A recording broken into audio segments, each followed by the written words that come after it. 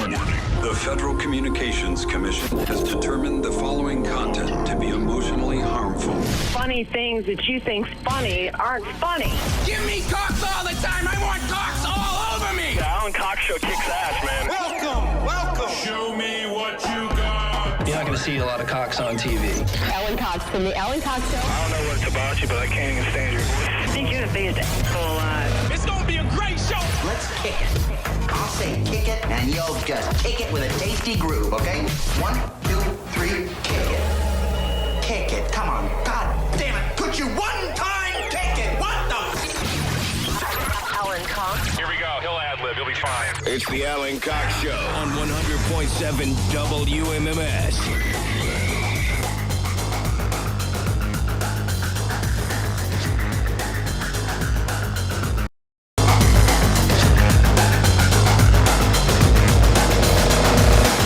Yeah, what's going on, gang? Hello, good afternoon, good afternoon.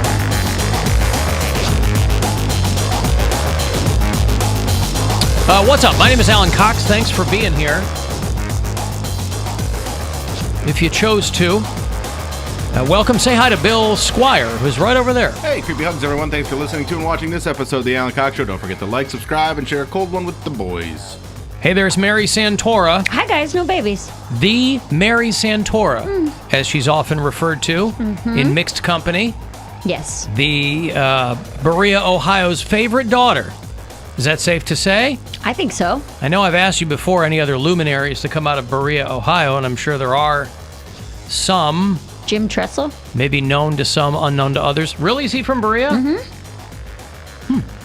All right, well then. Also me. And Bill, apparently. I was born there. You were born in Berea? I mentioned it many times, yes. But you didn't grow up there. I lived there until I was about 5. Huh. All right, wow. So then, yes, I am the So I'm the only luminary. one in this room not from Berea, Ohio. All right, gotcha. Poundcake is back behind the glass. Afternoon, white people. He is also not from Berea, Ohio. Correct. He is the pride of Oberlin, OH, and matriculated there for many years. Yeah. And enjoyed the local treasure that Oberlin has to offer to visitors near and far, I guess. I've never been to Oberlin myself. I certainly, don't get me wrong. That's crazy to me. It's on the bucket list. That's crazy to you that I've never been to Oberlin? Yeah. What reason would I have to go to Oberlin? I don't know. People go for various reasons. We have a Name one. Cute little museum. We have a museum in Cleveland. A few of them. Okay. I don't go to those either. Well, you said name one. You've been to all of them. Say what? I said you said name one, so I gave you our museum. People go to Oberlin for the museum. Yep, and then Do What they is have? it a museum of? Yeah, is it a hook? Oberlin. it's fine art. Well, there's fine art. By definition, there's fine art in every museum. What is Oberlin Museum's hook? Is it called Oberlin Museum? Is it part of the university? I think everything there is a part of the university. All right. At some point. Oberlin Art Museum. Listen, how fine can the art really be when Poundcake is here and not sitting in Oberlin? Really, they're missing a piece, if you ask me. If you'd like to join us today, we'd love to have you. 216-578-1007, 800-348-1007. I want to send me a text, 35192, to do that. And yes. Do you know what the art museum is called in Oberlin? Well, the Fine Art Museum, let me guess, the Oberlin Museum of Fine Art. Nope. Oh, what's it called? The Allen Memorial Art Museum. Probably misspelled. Yes. A-L-L-E-N? Yes. Well, it's It's a it's surname. just spelled different. It's not Surname, wrong. man. It's Yeah. just different. Okay, well, there you go. There you go. And that's part of the college, I assume? At Oberlin College, yes. All right. 6,000 years of art in a variety of cultures. Hey, okay. Born at Allen Memorial Hospital in Oberlin. Who's What did this Alan? dude Who's this spread guy? his name all over? He pay for everything? Was he the guy who founded Oberlin? I don't know. You never wonder why so many things have the same name. I didn't even realize. I thought it was the Oberlin Art Museum. I never realized the name of the art museum. I just walked past it all the time when I was there, just talking on the phone in my pajamas and walking down the street. In your pajamas? In my pajama pants, but yeah. Yeah. All right. Oberlin's that small where I'm like, I'm just gonna have a phone conversation, walk out my front door, walk down the street, walk around the block, and then end up in my front yard again. All right. Well, there you go. Mary was gasping in the office before the show at the news that Nick Chubb tested positive for COVID-19. My baby. Your my baby, poor baby. boy. Hasta la vista, baby! Nick Job touchdown! Hasta la vista, indeed. He's going to miss Week 10. They're playing the Pats this weekend. Maybe. Up. Said it's still up for debate. If he can have 2 negative tests 24 hours apart, he's he can play vaccinated, Sunday. so he. Oh, might then be he able to just needs play. a couple negative tests. Yeah. Oh, he'll be fine. Yeah. He'll get a touchdown this weekend. I firmly so. believe that he will. He's good at touchdowns. There were 3 big surprises over there at Brown Central, I thought, as I was reading. 3 huge surprises. Nick Chubb has COVID. Wyatt Teller signed a 4-year contract. And the third big surprise, there is a guy named Wyatt Teller right. on the Browns. That's not news to me. You didn't know about Wyatt Teller? No. He's the NFL's second highest paid guard. They're paying him $14.2 million a year just to stand there and make sure like nobody gets behind gates and things like that. Man, this guy is killing that's it. their job. The guard? The security guard. Yes. The He only stands one there. who wears a uniform. Well, I didn't see that. He I never works heard of for the guy Baker. before. I'm learning about him all at once right now. Keeps the house safe. Keeps the house safe? From the Progressive commercials. I was going to say, He I lives thought in the Progressive stadium. took... Oh, Yeah. okay. That whole thing. Well, anyway, congratulations to him. But Nick Chubb and some guy named Demetric Felton. 4 surprises. There's a guy named Demetric Felton who's on the team, too. And he also has COVID-19. Also, these are surprises to you. Well, Happened an hour I'm ago. talking about me. I'm me. I'm not speaking for anyone else. But Demetric Felton. Do you recognize my voice coming out of my head? Yeah, I'm Yes. talking about me. Demetric Felton, a had guy some big that games. no one has heard of before, tested positive for COVID-19. You want to go a deep dive on this? Guess who got everybody sick? Who? The outgoing Odell Beckham Jr. This Oh, does guy. he have it? I don't know, but I Oh. bet he spat on everyone on the way out. Fun He was fact. spraying his particles and his droplets all over the joint. Fun fact about Wyatt Teller. He is Teller of Penn and Teller's son. Did you know that? Again, I'm learning about all these people right now. So whatever you tell me, I will believe. I made that up. I will also believe that Demetric Felton is Tom Felton's brother. Yes. Star of Harry Potter movies. And so I'll buy that too. That one is true. That one is very true. So anyway, tomorrow, as the week continues, tomorrow is traditionally when we get the Poundcake sports break. And then on Thursday, we will get Terry the Goat's Week 10 picks. Now, I wonder if news like this will have any effect on her picks. She's just doing them randomly, to the best of my knowledge. If it were a person, a cognizant individual who could process this information making these picks, obviously it might change the way that you lay things out. But I'm curious to see if Terry the Goat's picks will change on the news of these multiple COVID-19 positive tests. Makes me nervous. Kareem Hunt's he's still out Sunday, right? Yeah. So we would have Who? no He might Kareem be- Hunt, our other running back. Kareem. You know Now, him. He kicked a girl. Yeah, he kicked a chick. you That definitely guy know I've heard him. of, yeah. Kansas City said, we can't handle this guy. And Cleveland said, send him over here. Everyone We'll take deserves him. a second chance. Yeah, that's right. He'll be off of IR this week, so he'll be eligible to come back. I don't know if he will come back. If not, we're in trouble. If we have We'll no just- running backs. We have what's his face? The guy that had the big game again when Chubb and what's his name? Johnson. Yes. Demetrius Johnson. Is that it? No, I have Josh no idea. Johnson? I can't remember his Sam name. Johnson. Joshua Johnson. John Johnson. John Johnson? John Jacob Jingleheimer Schmidt. Johnsonville sausage. There's 200 guys on the sidelines. How can we be running out of people? No, they're just our star players. Those are our two Well, best right, running but when, backs. you That's know, all. Ernest Johnson. Ernest. Ernest Johnson. Oh, boy. So he had a very good game a couple weeks ago when Chubb and Hunt were out. So if he has to step up again, maybe he can do it. Yeah. That's the day I wore my my Lucky Browns leggings, so maybe I'll have to wear them this Lucky week. Brown's leggings. Okay. Well, he wrote a book called The Importance of Being Ernest Johnson, which is absolutely worth a read if you're a literary nerd. It's worth looking up. Yes, Poundcake? And a football nerd. I wonder if Ernest is like a family name, because at what point does parents just say, Ernest is not good enough? We want to make it unique. We want to make it our own. Ernest. Well, I think you do, you can take any name and put a D on it, right? I mean, Dakota. Dakota. DeBill. Sure. I like it. I like Dakota. You might remember a player many, many years ago for the Jets. His name was Brickashaw Ferguson. And he had a son, and he named him DeBrickashaw Ferguson. And then, of course, he went on to have an illustrious career, I believe, with the Jets. Maybe And it's like in Spanish. When you put de before it, it means of. So it's of Brickashaw. Of Brickashaw. Hello, I am of the House Brickashaw. You will kneel before me. I got $1,000 to give to somebody in about 20 minutes. So listen for your next keyword to go fund yourself. You'll hear that around 2:30. If you want to text for anything else in the break here, 35192 to do that, and we'll be back. The Alan Cox Show. On our free iHeartRadio app and your favorite smart device. Just tell it to play The Alan Cox Show on iHeartRadio. Christmas music.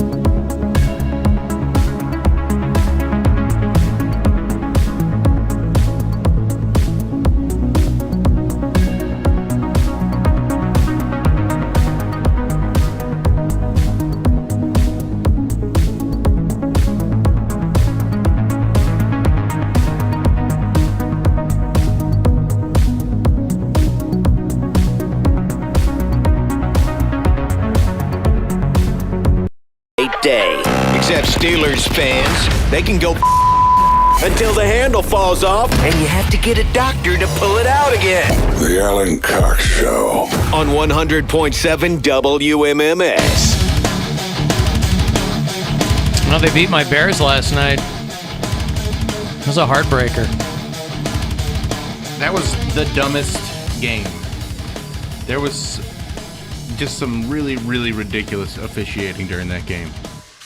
One of the refs hip checked. Yeah, he like totally like sticks his butt out to bump into this player, and then he's like, "Well, that's a penalty." It's like, oh, somebody needs to get investigated because that dude's on the take for some point shaving or something. Somebody ran data for all the games so far in 2021 and said that far and away the Steelers are the team at the very top of benefiting from penalties, and surprise to no one, the Cleveland Browns are at the very bottom. Always. Some of those bad situations you create yourself, but a lot of times it's just the opposite. So, but at least Justin Fields looks a lot better for Bears fans. And, yeah, he had a great second half, and that kid couldn't stay vertical when he was here to play the Browns, but he looked like a rookie. Hopefully, in the intervening weeks, he's gotten better. Yeah, he had a couple of real good passes, but like that touchdown drive that put them ahead by 1 point was really impressive. Yeah.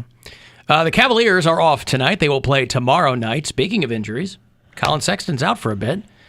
So who knows what will happen there. They'll play the Wizards tomorrow night here at the Romo Fijo. I think they got 4 or 5 home games before they head back out. I know Detroit's in town on Friday night. Yep, then Boston. And then I will have, they're playing the Celtics twice. Mm-hmm. So nice, they'll play them twice. And I'll have Cavs tickets for you all this week around 4:20. If you're around then, they're playing the Nets in a couple of weeks, the night of the 22nd. So if you want to go to that game, hook you up for that. Somebody sent me audio of Nick Chubb getting his COVID test, by the way. Oh, that's a big load! All right, so his viral load, they determined, was much higher than it should have been. And that's quite large. Quite large viral load. I got $1,000 here in a few minutes for you, precisely 7 or 8. So listen for that keyword. Wonder if he was hanging out with Mucusy Mandy. There is no I in, what is it? It's not muke. It's not muke-I. It's muke-us. Muke-us. Right. Muke-us. All right. So I've got a question for you. Let me ask you this. Oh, here it is. Right? Classic AC. Well, I drink. That video of mine where I try the McRib. Mm-hmm. Does it have, let me run down the stats here for you. Let me look at them. I've got about 15,000 views on this between Instagram and our YouTube channel and Facebook. Mm-hmm. Is that because people are bananas for food videos or because I don't post that often? Both, probably. It is. And McRib just came back, so you're probably getting a combination of things. It's hitting a topic that is going to get picked up by the algorithm. You don't post videos that often, and then also people do love just anybody eating food, man. Yeah, because people were hitting me up and they were going, you'd be the worst person to do these on the regular because you hate food. And I'm like, I don't hate food. You're over food. Well, I know I've said I'm over food because it just takes up too much time in people's brains. That's a different lane to go in, though, where like you eat stuff that you don't want to eat. That might actually get a lot of traction. Not even that I don't. It could be some of it. Could people be. Hate things, but so I may hate watch it. I may start a food review thing called "Who Cares About This," and then I'll just try food. Somebody will go, "Hey, try this." Always. Well, and maybe it'll work for you not to do this, but I felt like you didn't. It was very monotone. Your reaction, you're like, "Yeah, it's okay. Mm-hmm. It's not the best thing I've ever eaten." Mm-hmm. So if you did that for a series, I think it would get. I don't know if it would progressively get funnier that you don't have a reaction, or if it would just be. You're assuming I wouldn't have a reaction. I feel like you wouldn't. Well, most I would. Of the time. I have reactions to things. I mean, the McRib gave me zero reason to react to that food. Okay. That's on the McRib, not on me. Okay. That's fine. That's reactive, not proactive, right? Proactive to pick it up. Watching that video, I wish that you both were a little more animated. Well, that's my brand. Okay. Yeah. I am off the air who I am on the air, right? Never too high, never too low. And it served me well, these 50 years. And so I imagine I can conceive of some food item. Now, again, I would never do this because there are already way too many video channels of people eating food. Is like literally, who cares? Especially if they're fat. Alan's underwhelming. Especially if they're fat? Yeah, because there's a fetish for that. Well, I'm not talking about mukbang videos. I mean people who are like, hey, here's who have to do this all the time. Because that's their channel. Steven Johnson. But I feel like... Is he Steven or Stefan? Who is Stefan? Oh, the voice guy? Yeah. I only know him as the voice guy. Yeah. Does he do food videos? Well, he not necessarily eating them, but like he'll do like run down like a top 5 of best snacks, Halloween candy. Okay. And so he does a lot of that stuff. But he puts jokes into them, and he's got that great voice, so they're very funny. Like they're very, and he takes hard opinions on certain things he loves. I believe he loves, and I hope you're listening right now, to put the cereal in the bowl first, then the milk. Is that not how you do it? Do people not do that? That's exactly how I do it. Who That's puts how everybody milk in first? That's actually how he does it, and he's an advocate for putting milk in first, and he's got several videos where he's talking about this. He just posted a new one a couple days ago. What a psycho. Well, paraphrase it for me. What's the He says that what's if you put the milk in first, and then you put the cereal on top of the milk, and then it doesn't get all soggy. It's going to get soggy either way, unless you're inhaling it. I guess it depends on if you have a real problem. If you have a real problem with soggy cereal, I do. In my mind, you put the cereal in first because that you can kind of. If you put the cereal on the milk, it all floats and can spill out of your bowl.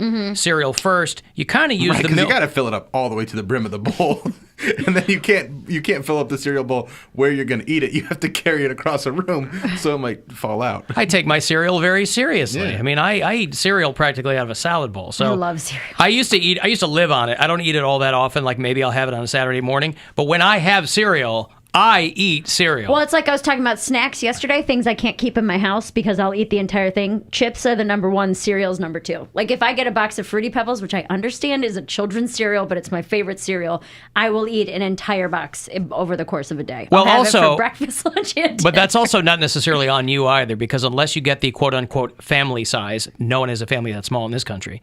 If you just get a regular size box of cereal, you could easily eat that in 2 or 3 bowls. Yes. It's not hard to do at all. So that's no signifier of gluttony, because I've plowed through a family box in 2 or 3 bowls, right? I also think cereal... But listen, food of any kind is an intensely personal thing. It just seems that with like water displacement and things like that, you'd want to put the solid in first. Well, cereal first, you can also... Then you know how much milk you need. Yes. If you put milk in first, you're guessing. I'm telling you, he's got a method, and he is very adamant about that being the better method. So watch his videos and if he's got a system, he knows precisely how much milk he needs. Yeah. He's got that. He pretty much brought back Oreo cakesters because he's got so many followers on TikTok that those are like the cakey Oreos that they've been gone forever, and they're bringing them back in January.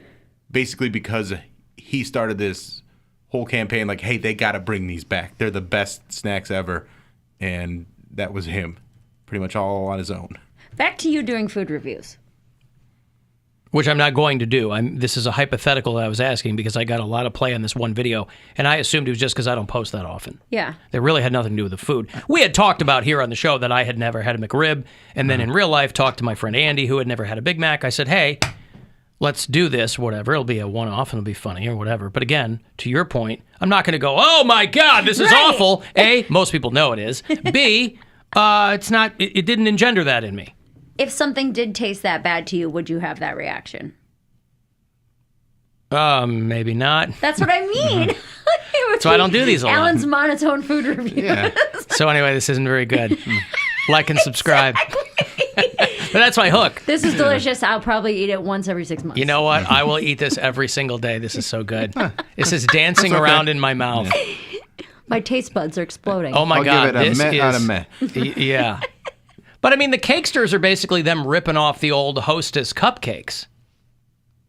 Right? The Oreo Cakesters are just them. He says that. I can't remember what a Cakester tasted like. I don't think I ever actually had one. Well, it's like chocolate cupcake with goo in the middle. I mean, it's great. But it's the cookie shape, so it's basically like a frosted cookie and then the cookie part's cake. So I see. That's what it is. But yeah, it's not the same though. He now does he put insists that? Does he it's put not the same? Does he put the milk in first before the cakesters? I don't know. I think he dips probably the probably a cakester directly dipper, into the No, milk. remember Susie Q's? Remember Hostess Susie Q's? It was chocolate cake with goo in the middle. What goo? Like what's in a Twinkie? Oh, cream. Cream. Yeah. I mean, you know. Wait, you're thinking of Ho-Ho's? No, Ho-Ho had chocolate on the outside. The Susie Q it looked like a tiny little hoagie sandwich, but it was chocolate cake, and in the middle was cream. That's what the cakesters are. Oh. So they taste awesome because it's chocolate and it's goo in the middle. I never liked those stuff. You never liked what? Goo in the middle? Goo and good. Yeah, no Hostess, no Susie Q's. Like, all of it. I don't like any type of like cream filling. It's just You don't like Twinkies? no. Like it's a different type of fattening that I just don't like. Donuts that have like cream filling. Oh, Bavarian cream filled? Give me that Boston cream pie. No. I had a fudge It's round. not that he doesn't like any cream filling. Just not in a donut. Yeah! I had a fudge round. I was like, oh, I haven't had one of those. And they have them at the grocery store I go to. They just have them as their little like checkout indulgence. I was like, I'll get one of those. And I had 2 bites. And I was like, man, this is so gross because it was so sweet. What's a like, fudge round?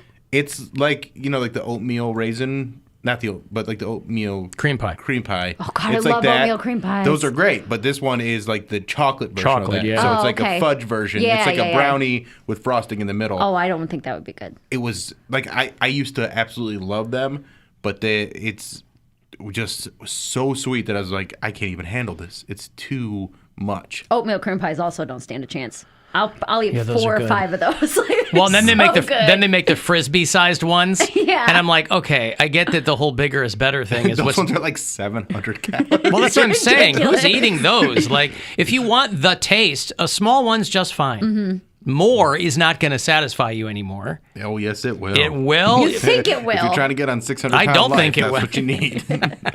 Guys, I'm carb loading, sugar loading, everything loading. I got $1,000 here for you to win. It's a chance for you to go fund yourselves. You have 5. This is the first of 5 here on this show.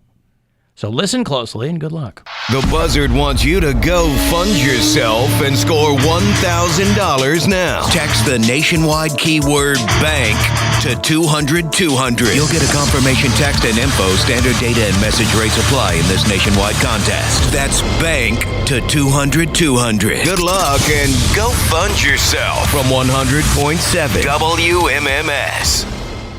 Alan, I was punching around. I was listening to another station, and they were playing We Didn't Start the Fire. And as soon as I heard Billy say Space Monkey Mafia, I thought, oh, my God, I got to flip Alan on because it's 2:30. Hey. So thanks. Listen, however you get here, I don't care how you get here. Alan, maybe you had a traumatic food experience as a child, and now you resent food with a passion. I do not. Trust me, my entire childhood was full of traumatic food experiences because we weren't given the full palette of whatever. But I know what I like and I know what I don't like. And again, I didn't expect to be blown away by the McRib. That's when you would have seen me excited. Yeah. I would have been like, oh my God, What what are people complaining about? It's Right. amazing. They should keep it all year round, you know? Yeah. But I don't think anybody, I think when it comes to fast food of any stripe, any chain, some might be subjectively better than others. But when it comes to fast food, nobody's getting the top of their head blown off because it's mass-produced, warmed-over food, Yeah. no matter where you get it. So nobody's going in going, oh, my God, oh, you got to have one of these. It's going to change your life. Popeye's chicken sandwich. People were stabbing each other over those. That was like a life-changing, mind-blowing event. People have died over that. That was a pretty damn goddamn sandwich. good sandwich. That's what I'm saying. Was it though? That's the last thing Yeah. I can think of where I went, man, the hype is real. Yeah. Really? Yeah. I'm surprised For to hear me. you say that. For me. I was out of town when you guys tried them. Not that I couldn't get one on my own, but I came back after a weekend on a Monday and I saw Popeye's chicken wrappers in the office. I was like, are you kidding me? I just remember We specifically waited until you were out of town. your friend, your comedian friend. She did the Alan Cox Show comedy tour one year.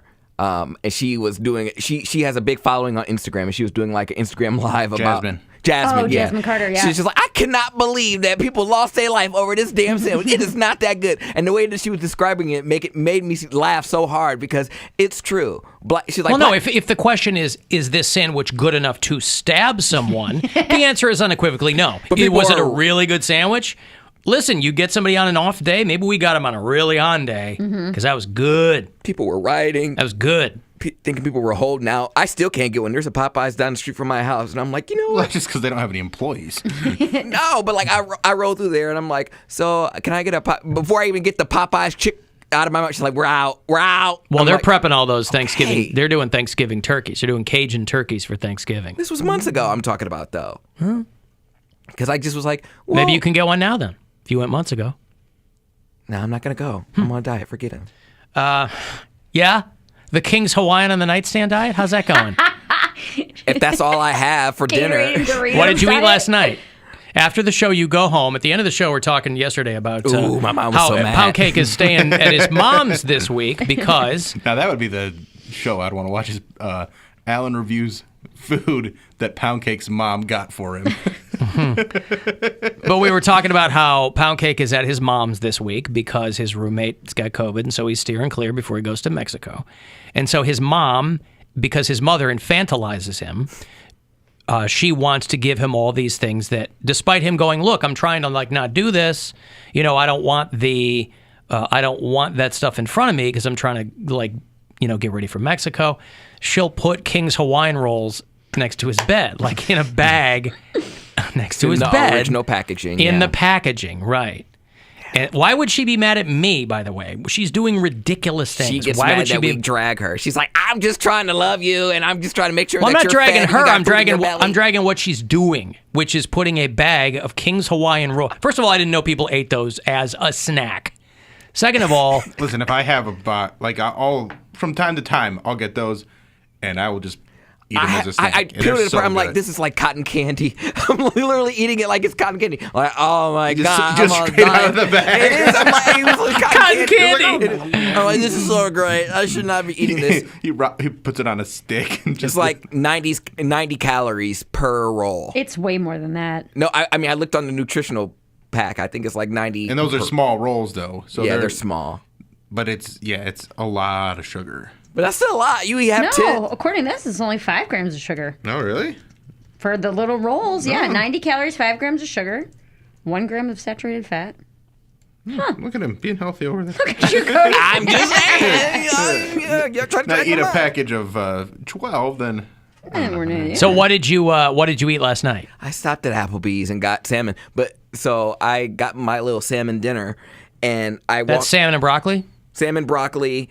I'm not supposed to have mashed potatoes, but I really like mashed potatoes and bacon.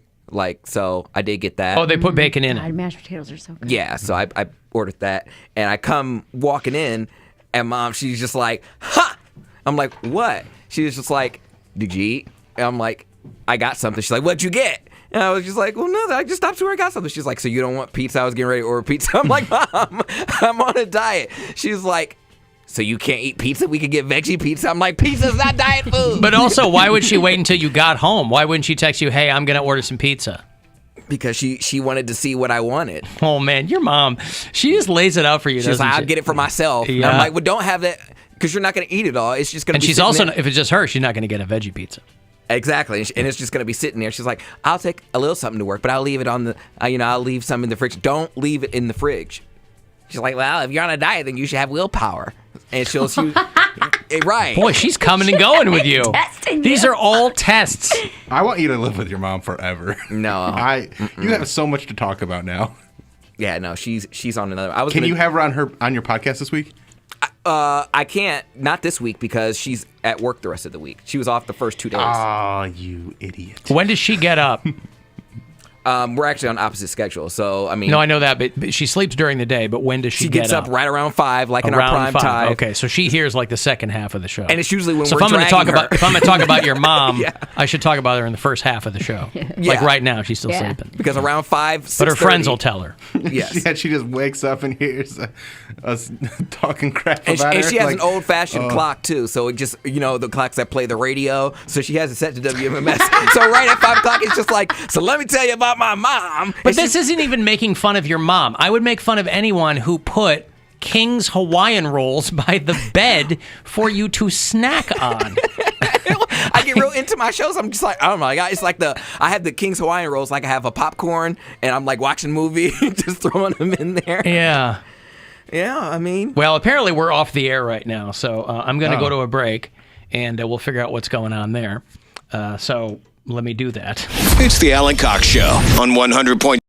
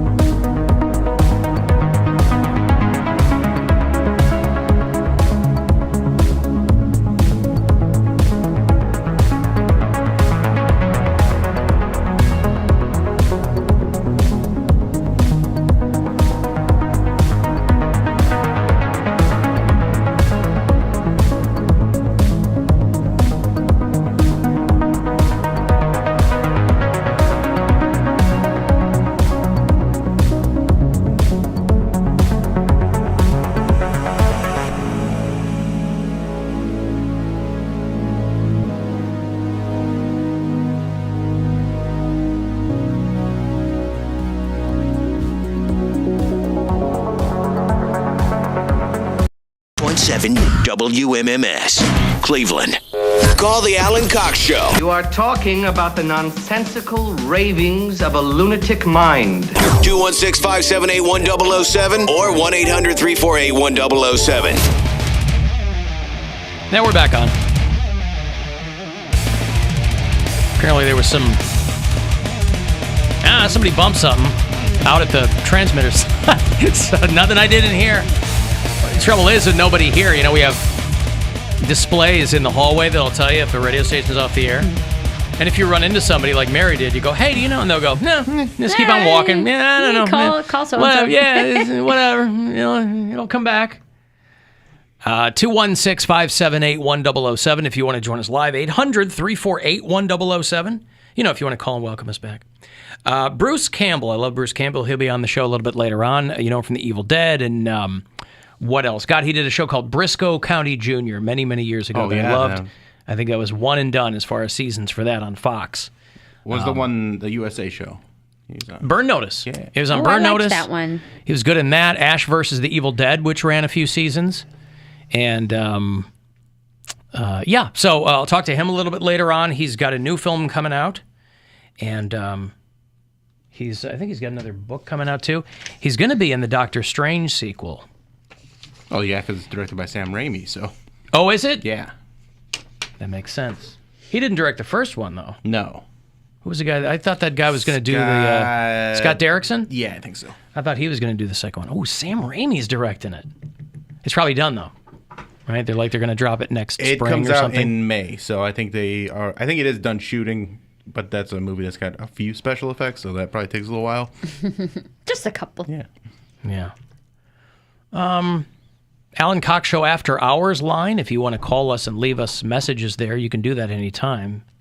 It's 216-986-8903. Hey, guys.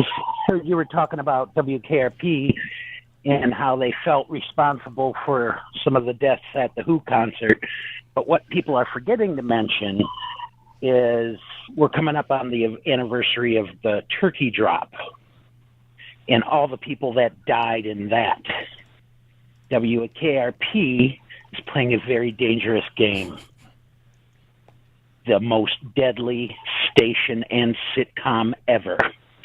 Gene from Parma, hate the show. See, I like Gene from Parma. So he's smart. He's now he's signing off. God is my witness. I thought turkeys could fly. That was the classic WKRP bit, right? The turkey drop. I have not heard of this. Where they get up, they're going to drop Thanksgiving turkeys from a helicopter. Oh, goodness. Because he thought turkeys could fly, and they just fall on the crowd. What? You're blocking my store here, buddy. Don't you know who I am, huh? I'm Les Nessman. I won the Buckeye News Hawk Award last year. Good for you, Buckeye. Now get out of my doorway. I'm sorry.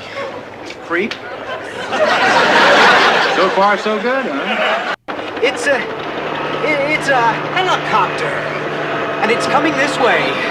A helicopter? It's flying something behind it. I can't quite make it out. It's a large banner, and it says, Happy Thanksgiving from WKR.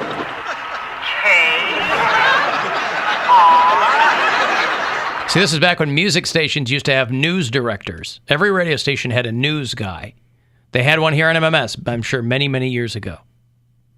And this is back when on staff, it wasn't weird to have a news guy there. So this is the character that's covering his own station's promotion, and that's the joke. He's going, oh, I think I see something. They're like, yeah, this is our thing, dude. Johnny, can you get this? Oh, they're crashing to the earth right in front of our eyes. One just went through the windshield of a parked car. Johnny, this is terrible. The cars running around, pushing each other. Oh, my goodness. Oh, the humanity. People are running about. The turkeys are hitting the ground like sacks of wet cement. I don't know how much longer the crowd is running for their lives. Yeah, people are running. Film at 11. Oh, KRP in Cincinnati. They were just crazy then. It was the 70s. They were crazy. Sacks of cement. Wet sacks of What? cement. God is my witness, I thought turkeys could fly. Bruce Campbell was also on the old Hercules show. Oh, yeah? Hercules. Not that one. I don't remember so I had to call and yell at a florist. You ever get to yell at a florist? My late Not uncle yet. my late uncle was a florist, and I think that he was quietly closeted his whole life. But he was my favorite uncle growing up. And he owned a flower shop at Irving and Sheridan in Chicago. And he would tell me when I was a kid, I remember famously, he had this like high-rise condo, right? So most of my mom's family, because we didn't know my dad's family, they were all kind of scattered all around the country, so we didn't know them. So growing up, it was mostly my mom's family. And so this was technically a great uncle because it was my grandmother's brothers. And so most of my mom's family was rural. They were from central Illinois. Were any of them jurors? There were no rural jurors. I don't know if they had ever gotten called up for jury duty. I don't know. I never, as a young boy, ever had that so important. Have you ever been a juror before? Oh, crap. I forgot about jury duty. You were talking about how excited you were. I didn't say I was excited. I just said I had it. When were you supposed to do jury duty? Last week. Well, then wait, if you don't know when you were supposed to be there, how do you know you missed it? Because I know it was not this week. I'm pretty sure it's last week. Why don't you look it up? Wouldn't they? Do they just? It's on paper mail. But do That's they just? their fault. But if you I'm an email guy. But if you forget jury duty, do they not contact you? I have no idea. I don't know. Well, then why do people worry about getting out of jury duty if you just don't show up? Is there like a fine or something, or is there a warrant out for your arrest right now? They can hold me in contempt of court, I believe. You know what? Bad boy Bill. Bill has been held in contempt of so many things. Stakes your set, cuz. Bill, get in the cell. Court, thus far, has never been one of them. Wow. This is a development. If you, I forgot about it completely. What happens if you miss jury duty? Alan Cox Show!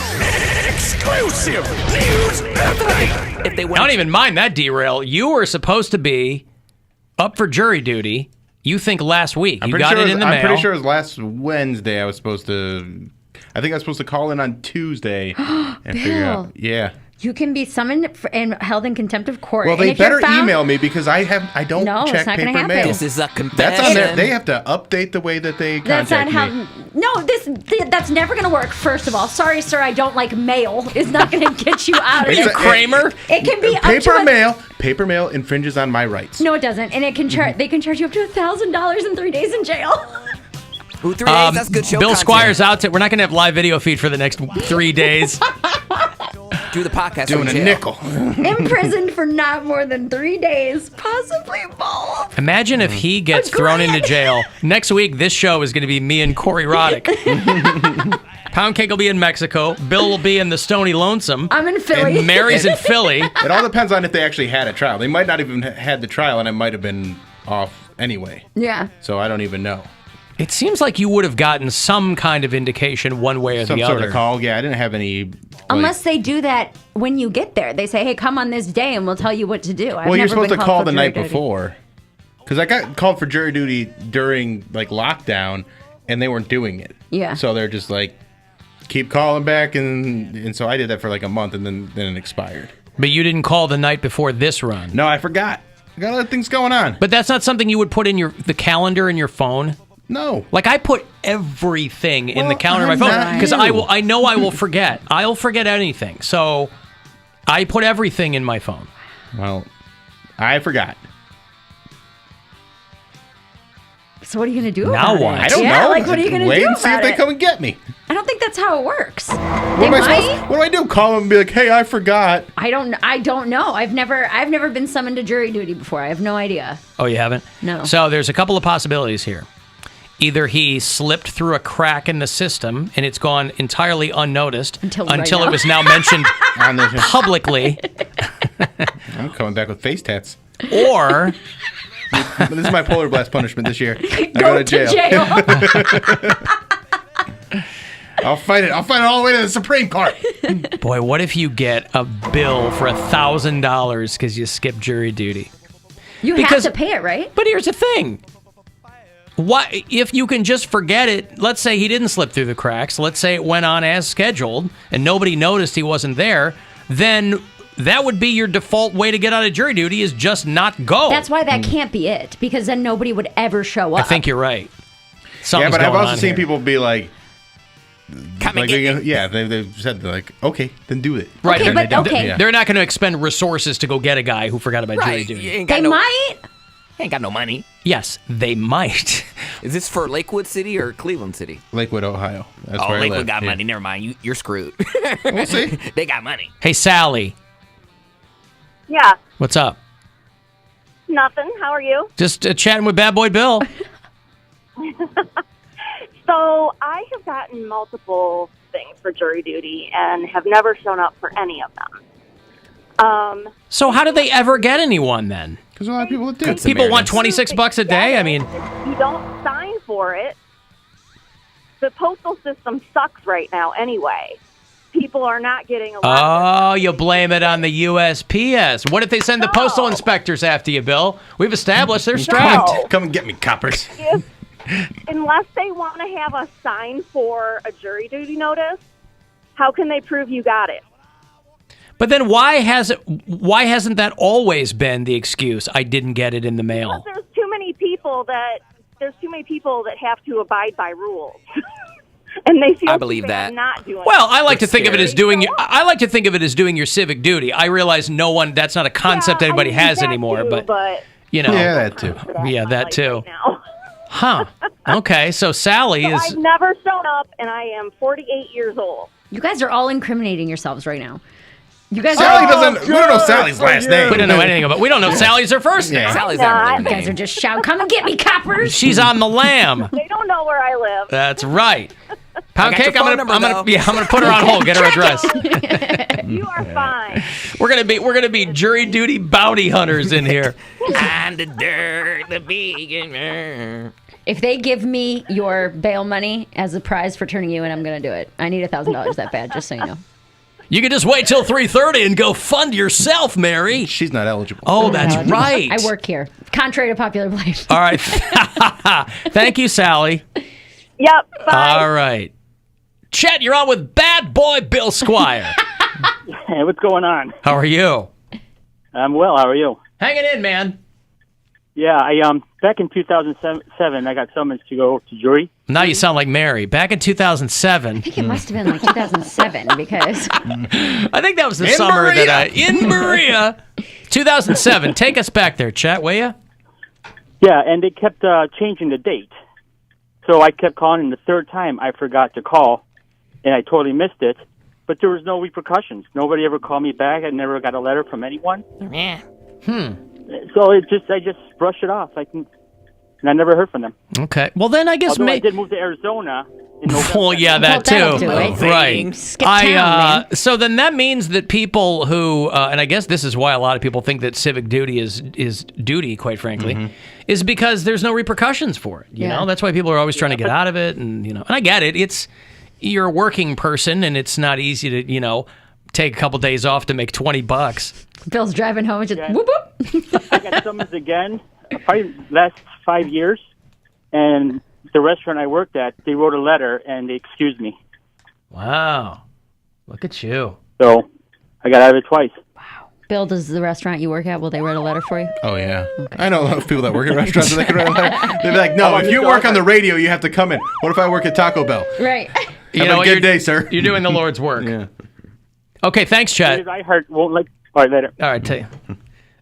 Okay, well, there you go. So it's probably nothing will happen. Probably, probably nothing at all will happen. Fine or imprisonment or both. And if you are afraid that I am going to go to jail, come see me one last time. This Saturday at Hatfields in Cam's Corner. If they You don't get swoop tickets. you up. Yeah, get tickets at BillSquire.com. Yeah. Dude, if you go to jail for that, I don't know if I'd ever stop laughing. Hit my GoFundMe for For all the things people don't get jail time for, he goes in for 3 days. 3 days in the pokey. There's like some new jury duty. Some new eager cop assigned to his case. This is how I'm going to put myself on the map. And you know how the media will cover it too. He's been in trouble with the law before. Yeah. Back in 2018. Repeat offender. 2016. No, 2016. And then he had a disturbance with a cop, disorderly conduct, and he was maced. Ooh, yeah, they'll discredit you in the media. Will you send me prison mail? Oh, yeah, of course. I'll set up a Zoom. We'll do it. I'll still be on the show. Today our letter is from a guy named Bill Squire. I hate when they don't tell me what they're in for. Look at this smug mugshot. He doesn't even care about the law. Oh, if I get arrested for this and I have to do a mugshot, I'm throwing devil horns. I don't think you can. But also, I guess if people have always been able to say I didn't get the letter, then I'll repeat myself. Why does anyone ever go to jury duty? Probably because people don't know that you don't have to. Well, because there's a three-day jail, there's a difference between don't have to and people lying about it, But right? then It's still, if you have a sense of civic duty. You don't have to do Then anything. the whole thing would be you, convicting 5-year-old? people. Like the whole jury system would just be convicting people of not going to jury duty. I'm taking this thing to trial. Can I please be on Bill's jury to convict him? Yes, me and Cody sit there with our little notebooks. Can you be unbiased? Absolutely. Everybody else You know what? I don't even know who this guy is. You guys are my friends. Wow, you guys are dicks. I would show up bright and early. Cody and I are sharing a hotel room, getting our $26 per diem and Literally, spending on Chick-fil-A. They're like, are you okay with making $26 a day? I'm like, that's literally what I make now, so it's fine. It's fine. And you're just going to be here You're alone. sequestering yourself. We'll do live wall-to-wall coverage of the Bill Squire jury duty trial. I've never been in a courtroom before. This is cool. Day 5 of the Squire trial. It's become a national.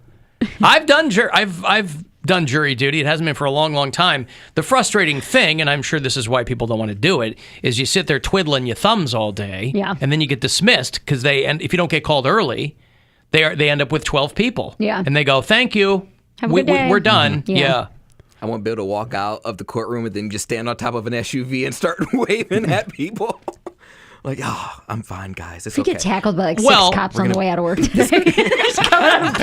We're not in Lakewood. They have to wait till I get into Lakewood. Oh, it is out of They're going to wait. Bitch, cross 117. See what happens. We wait for you. They got the spikes all lined up.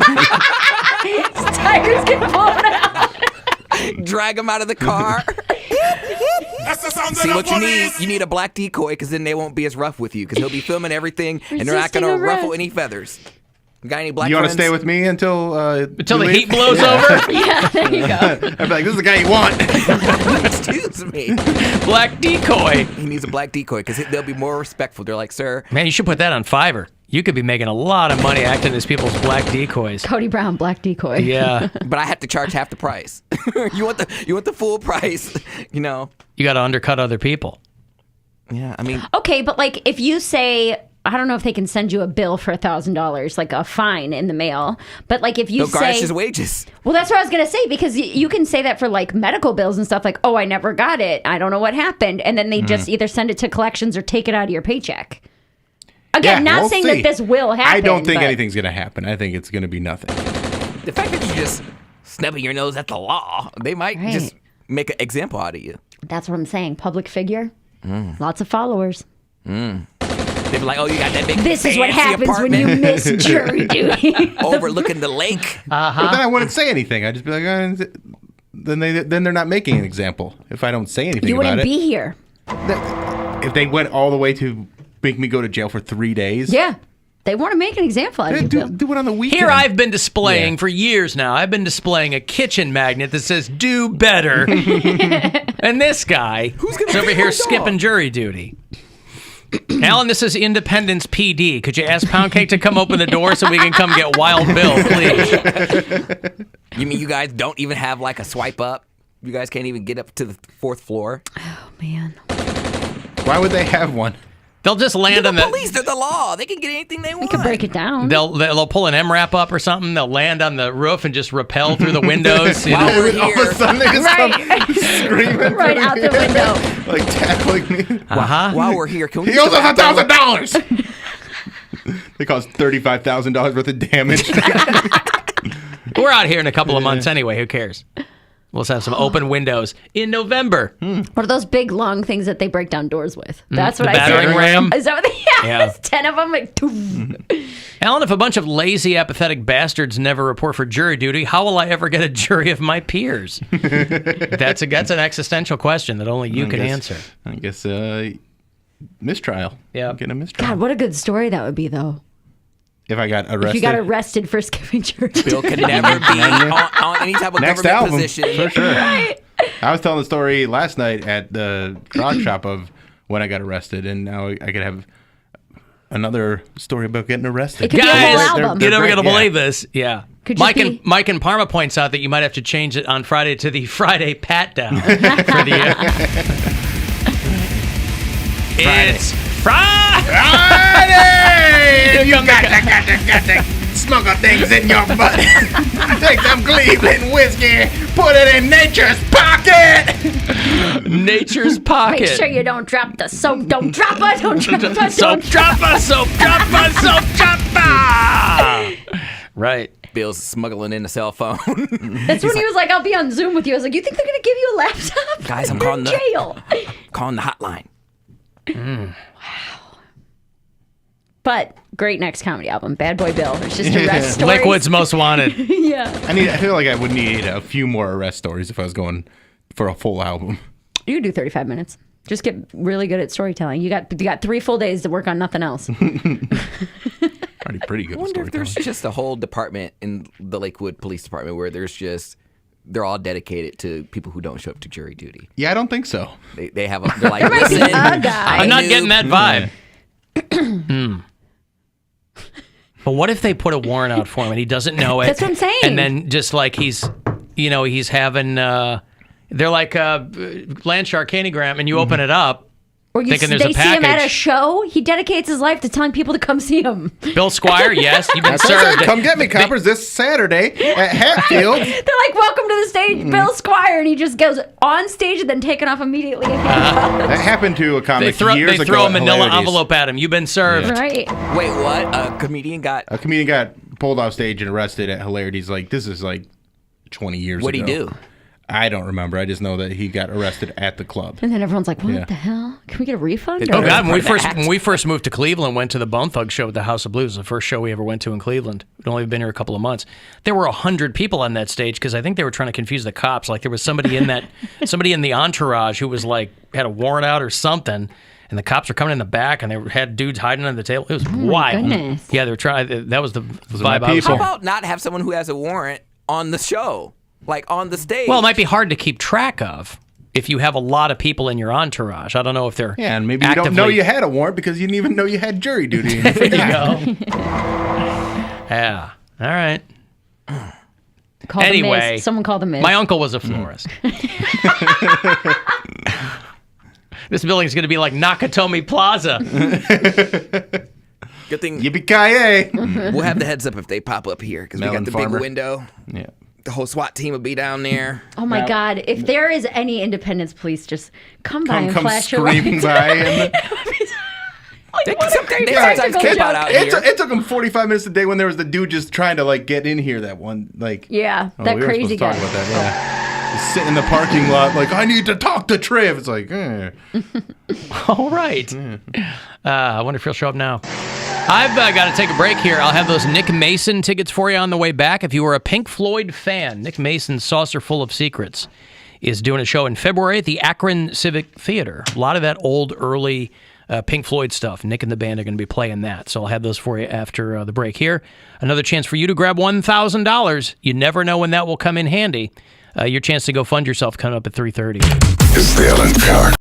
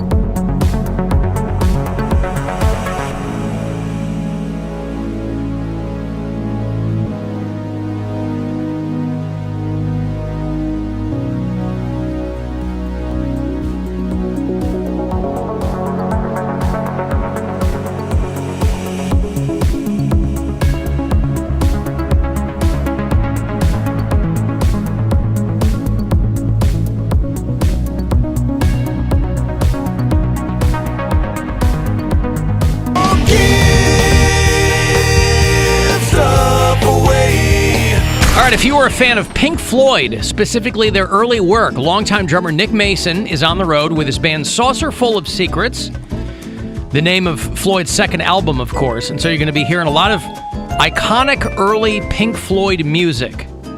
I think he only goes to like the early 70s. So we're talking, if you like old Floyd, like Syd Barrett era, right? Nick Mason and Saucerful of Secrets is playing the Akron Civic Theater. You can go to akroncivic.com if you need other info. The show is Wednesday, February 2. Okay, caller 10. These tickets are yours. Good luck. 216-578-1007 or 800-348-1007. If he sounds super excited to see you, hey, what's up? Remember, he is a paid performer. As a broadcaster, he's real good. Alan Cox on 100.7 WMMS.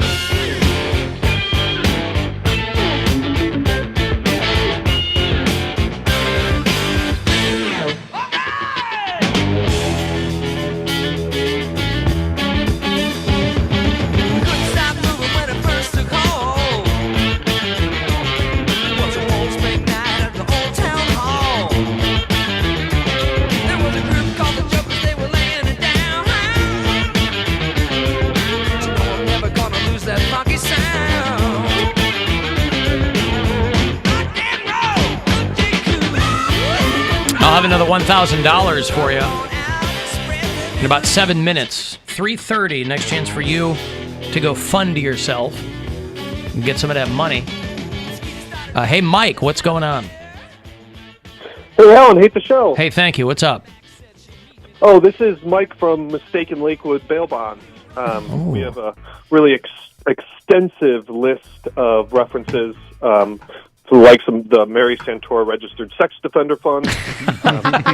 Oh, great. I'll tell you what, that really took off quickly. Dude. You know, when somebody really wants to marshal the resources for something, they can really get it done. You know? Yep. And so we're just, we just heard about this extensive and just horrible legal weight, just weighing down on top of Bill and his upcoming, problem prison sentence. And so we'd like to offer our services to him. Well, you don't even know what's going on. You haven't even heard any updates. Yeah, don't you want more information, Mike, before you offer your services? Well, I mean, we accept condos as collateral. Oh, God. What about shoes?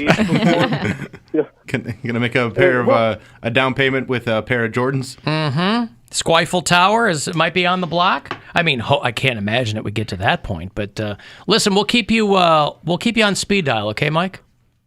All right, thanks. Should we need your services? No, thank you. Thank you. It's always good to know people in the business.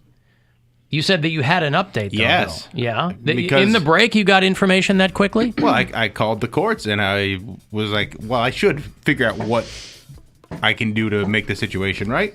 And I talked to the scheduler, and using a little bit of charm and a little bit of,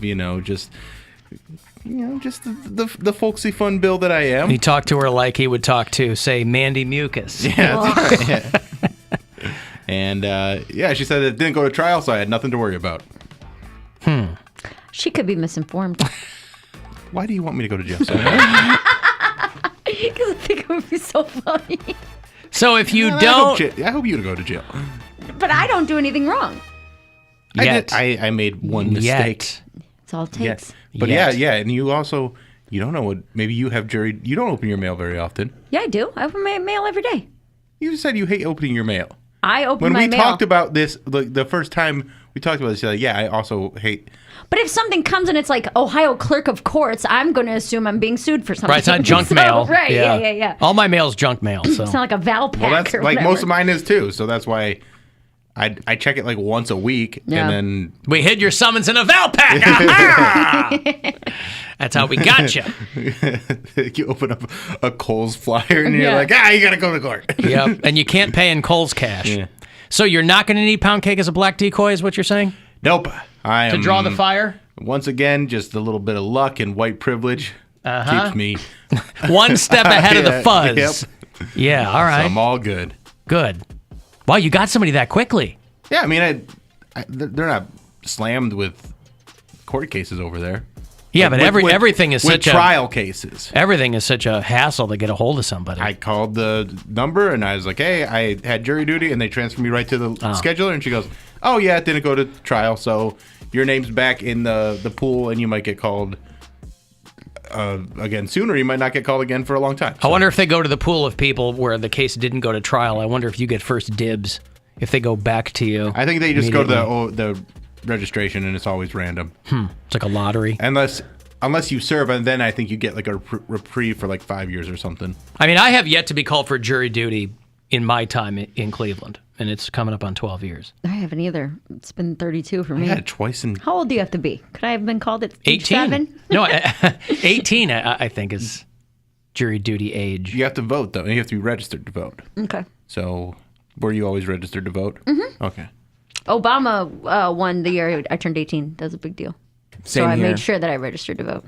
Yeah, that was the first election I voted in, was Obama. Me too. Oh, That's Obama just won? how white folks will do you. And the second Obama Obama one. Yeah. Obama 2. I was so happy because that was also the year, it was literally like a couple months before I learned about the Electoral College. So I had my little notebook. I'm like, okay, he needs it before CNN. I wasn't even looking at CNN. I was just watching news. I'm like, okay, so if he gets, I had my little strategy. I'm like, if he gets Ohio, Florida, and Illinois, he wins the election. And then Ohio came in. I was like, oh, as Ohio, the rest of the country, I'm like, I think he's going to win. And then my mom was in bed sleeping because she had to work, so she didn't care. I knocked on the door. I'm like, Mom, we got our first black president. She's like, okay, I'm going to go back to sleep. Oh! Why were you so excited for Obama? The first black president.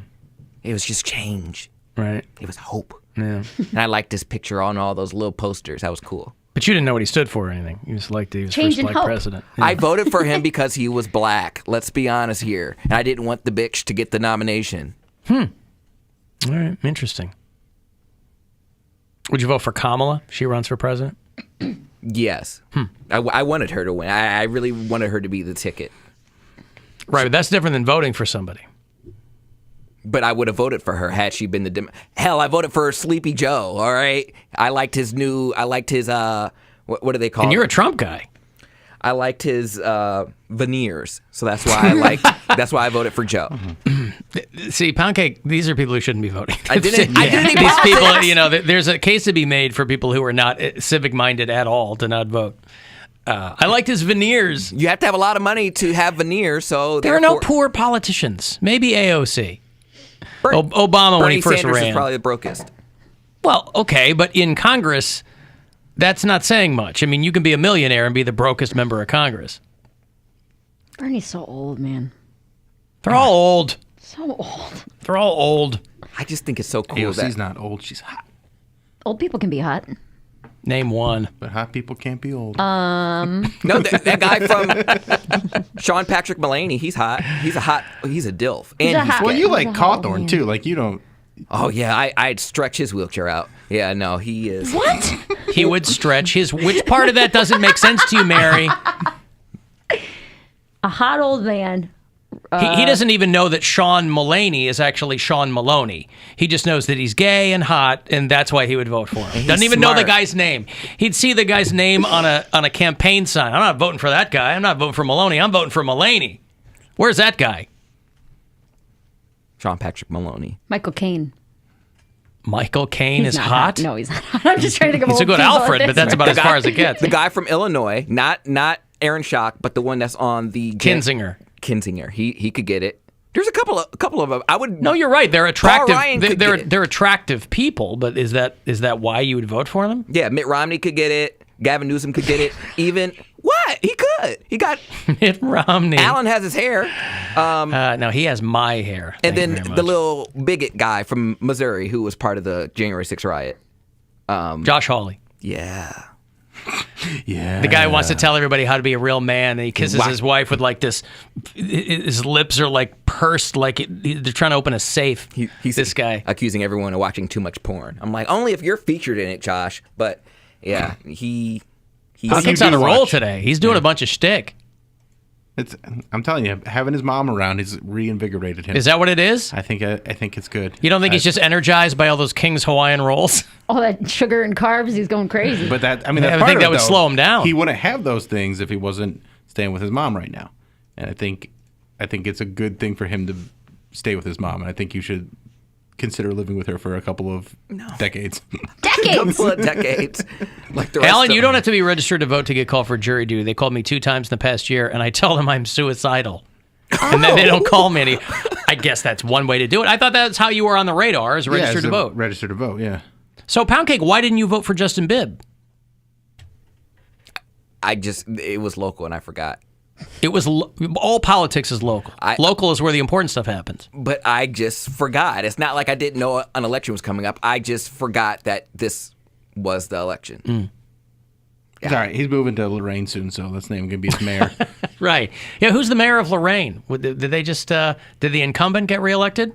Or was it somebody else?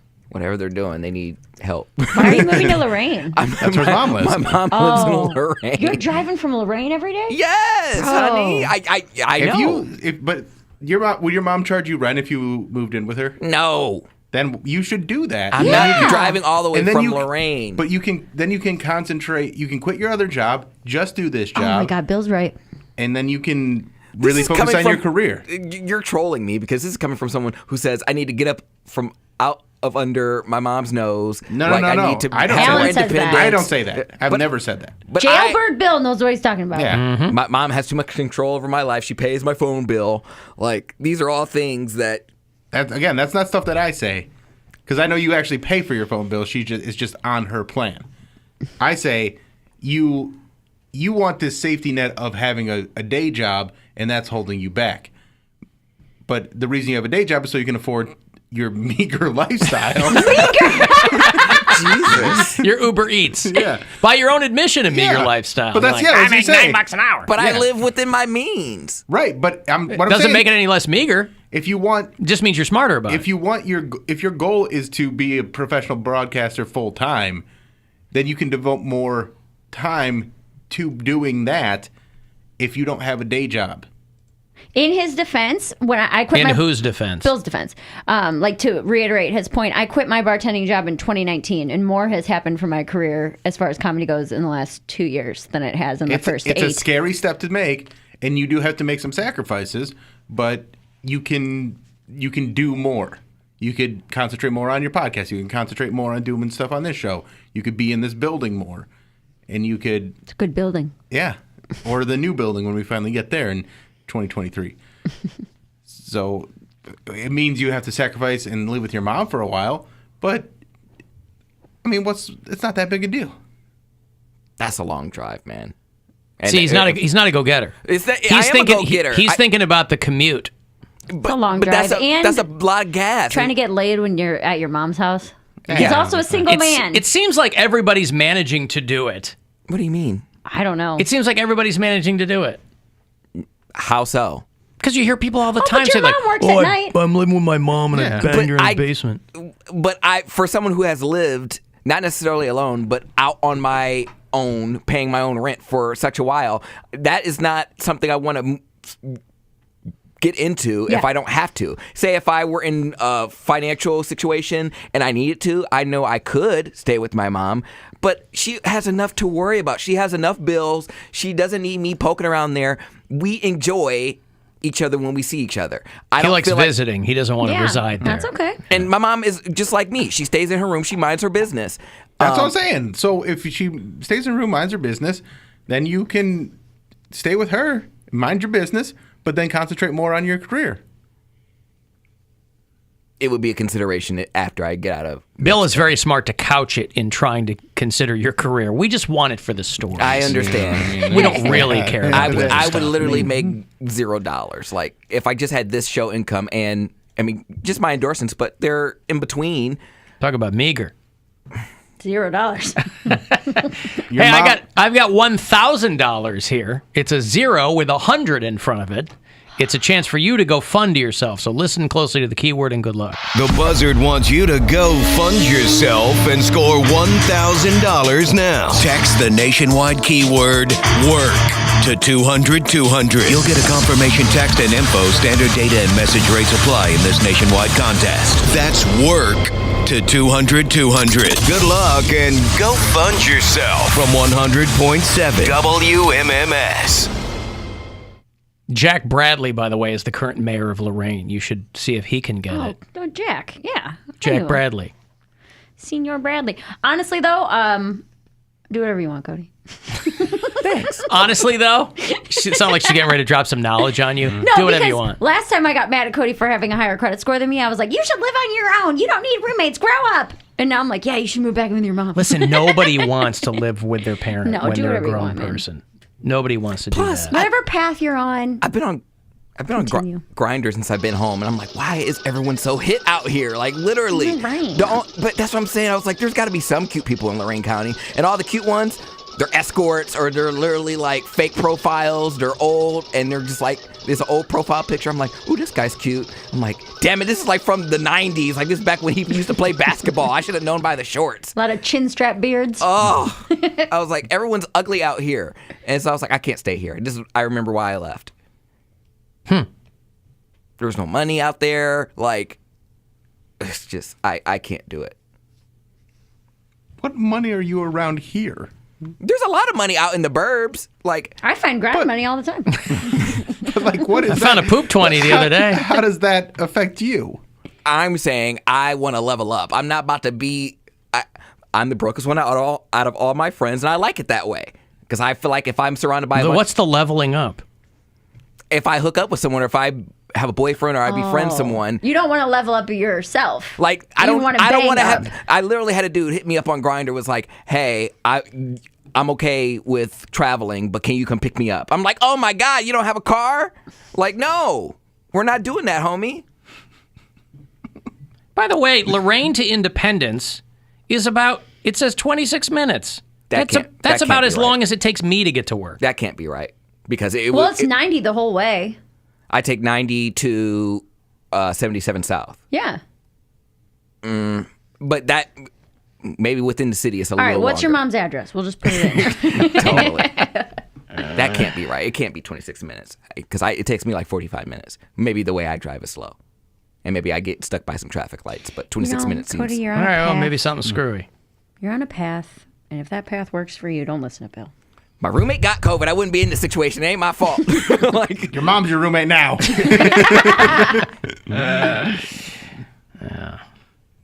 All right, well. Although Bill does have the most experience on moving in with an old lady out of all of us. Like, if you want to... He's the only one with experience That's with what I'm living with an saying, old lady. yeah. Right. I mean, I have Bozo, but that's not really the same. You don't live in the same house, though. He's there a lot. Yeah.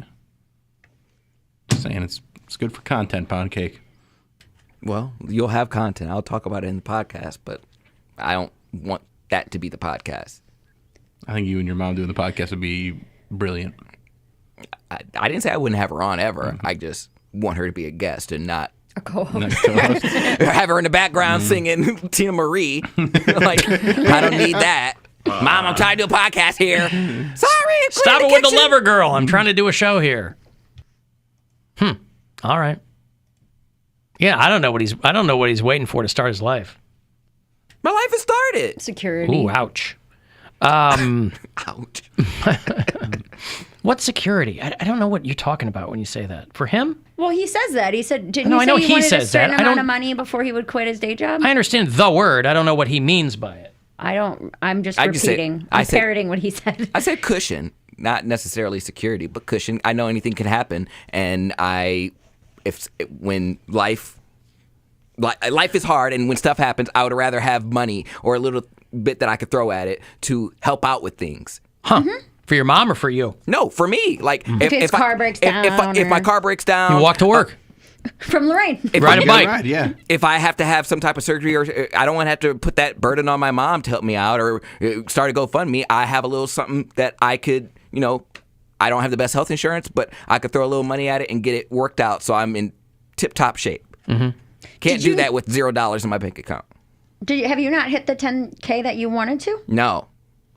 It's taking you over a year. Oh, I guess you had expenses. And especially COVID cut a lot of stuff down, because then I've just been home all the time. I don't necessarily cook, so I've cut into my own fund, and I haven't been making that much more. So it's mainly, it accumulates back, and I'm stuck where I started. How much? Okay. Don't be asking how much money I got in my bank account. I was going to say how much money you have in your bank account. I was going to say if you were to cook at home, how much money But do you I think you have, would though. save? I do save a bit, but then stuff comes up. Life happens. Yeah. Like I said, do whatever you want. Yeah. Just work I'm happy for you. Work on that cushion until you're 40. And then go, ooh, maybe I'll get something going now. I'm not going to tell you how to live your life, Cody. Appreciate it. But, I'm just no, giving you kidding. suggestions. What's that? I'm just giving him suggestions on how to move forward in this career that he was at one point really gung-ho about. He was really gung-ho. Now he's just gung. No, now he's just ho. Yeah, no, Yeah! I got a break from all this frivolity. If you want to get a text in for anything, 35192. To do that, you can listen anywhere you are on the iHeartRadio app. If the government can barely fund itself, Funding the government as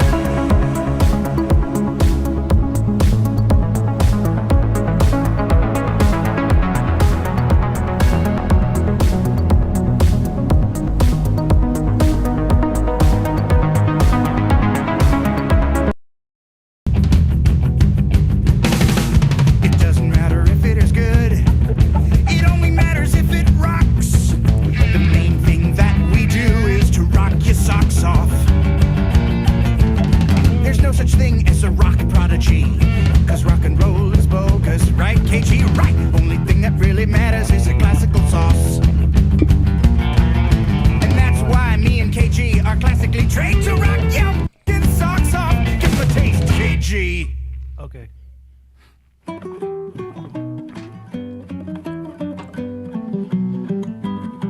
That is bark and it rocks. It's a rock block of bark that he learned in the school called the School of Hard Knocks. Here's Dave Grohl with the count off and the drums. He played every track on the Tenacious D debut album. He was Satan in the Pick of Destiny film. And it turns out that the Foo Fighters secretly filmed a movie. Oh, really? Gonna be out, yeah. Called Studio 666. It's a horror comedy that they've already shot, and they're going to play themselves in it. I'm for it. Dave Grohl and the Foo Fighters did a movie. The band, they all play themselves. They rent a mansion that's famous for kind of being a piece of rock and roll history. The trouble is, evil is in the house. And so can the Foo Fighters complete their new album with the band still alive to tour? It's called Studio 666. And it's going to be out. Studio has acquired the distribution rights, and it's going to be in 2,000 plus theaters on February the 25th. All the guys in the band playing themselves. It will also have Whitney Cummings, Will Forte, Jeff Garlin, and many others in it. I've been watching the new season of Curb. I'm on episode 2. I love Jeff Garlin. Jeff Garlin's great. He's so funny. And like him and Larry together, it's just the best. Yeah. They're in a meeting and they kind of, Garland like steps up to take the blame for something.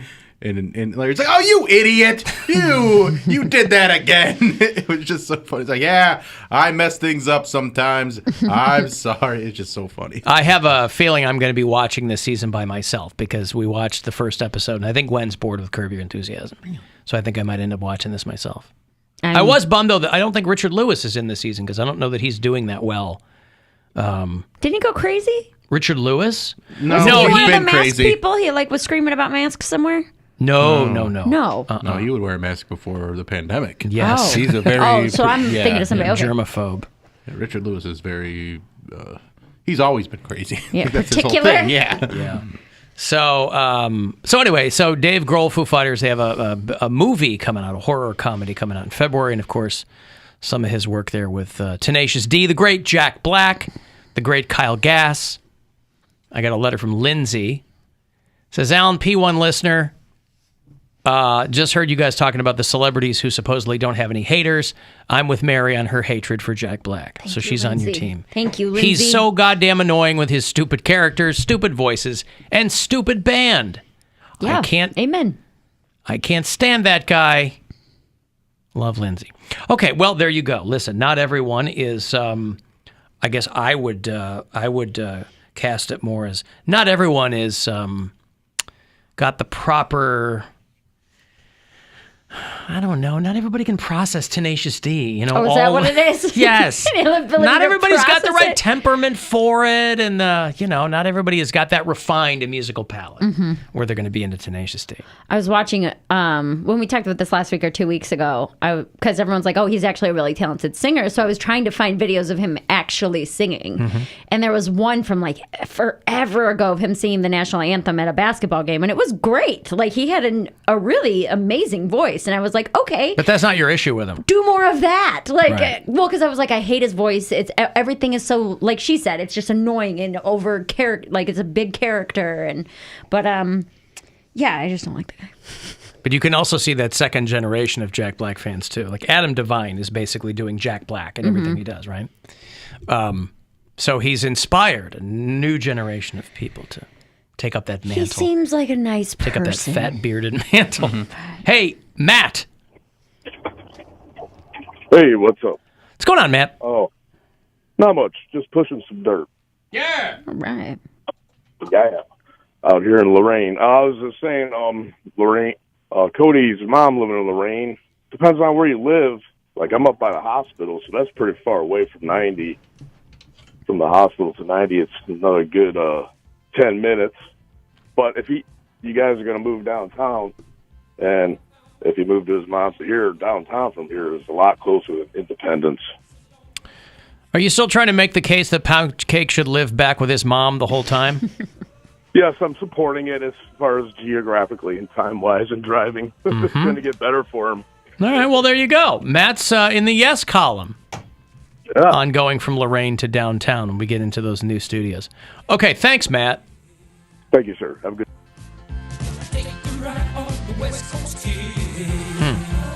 Got a message on the After Hours line, 216-986-8903.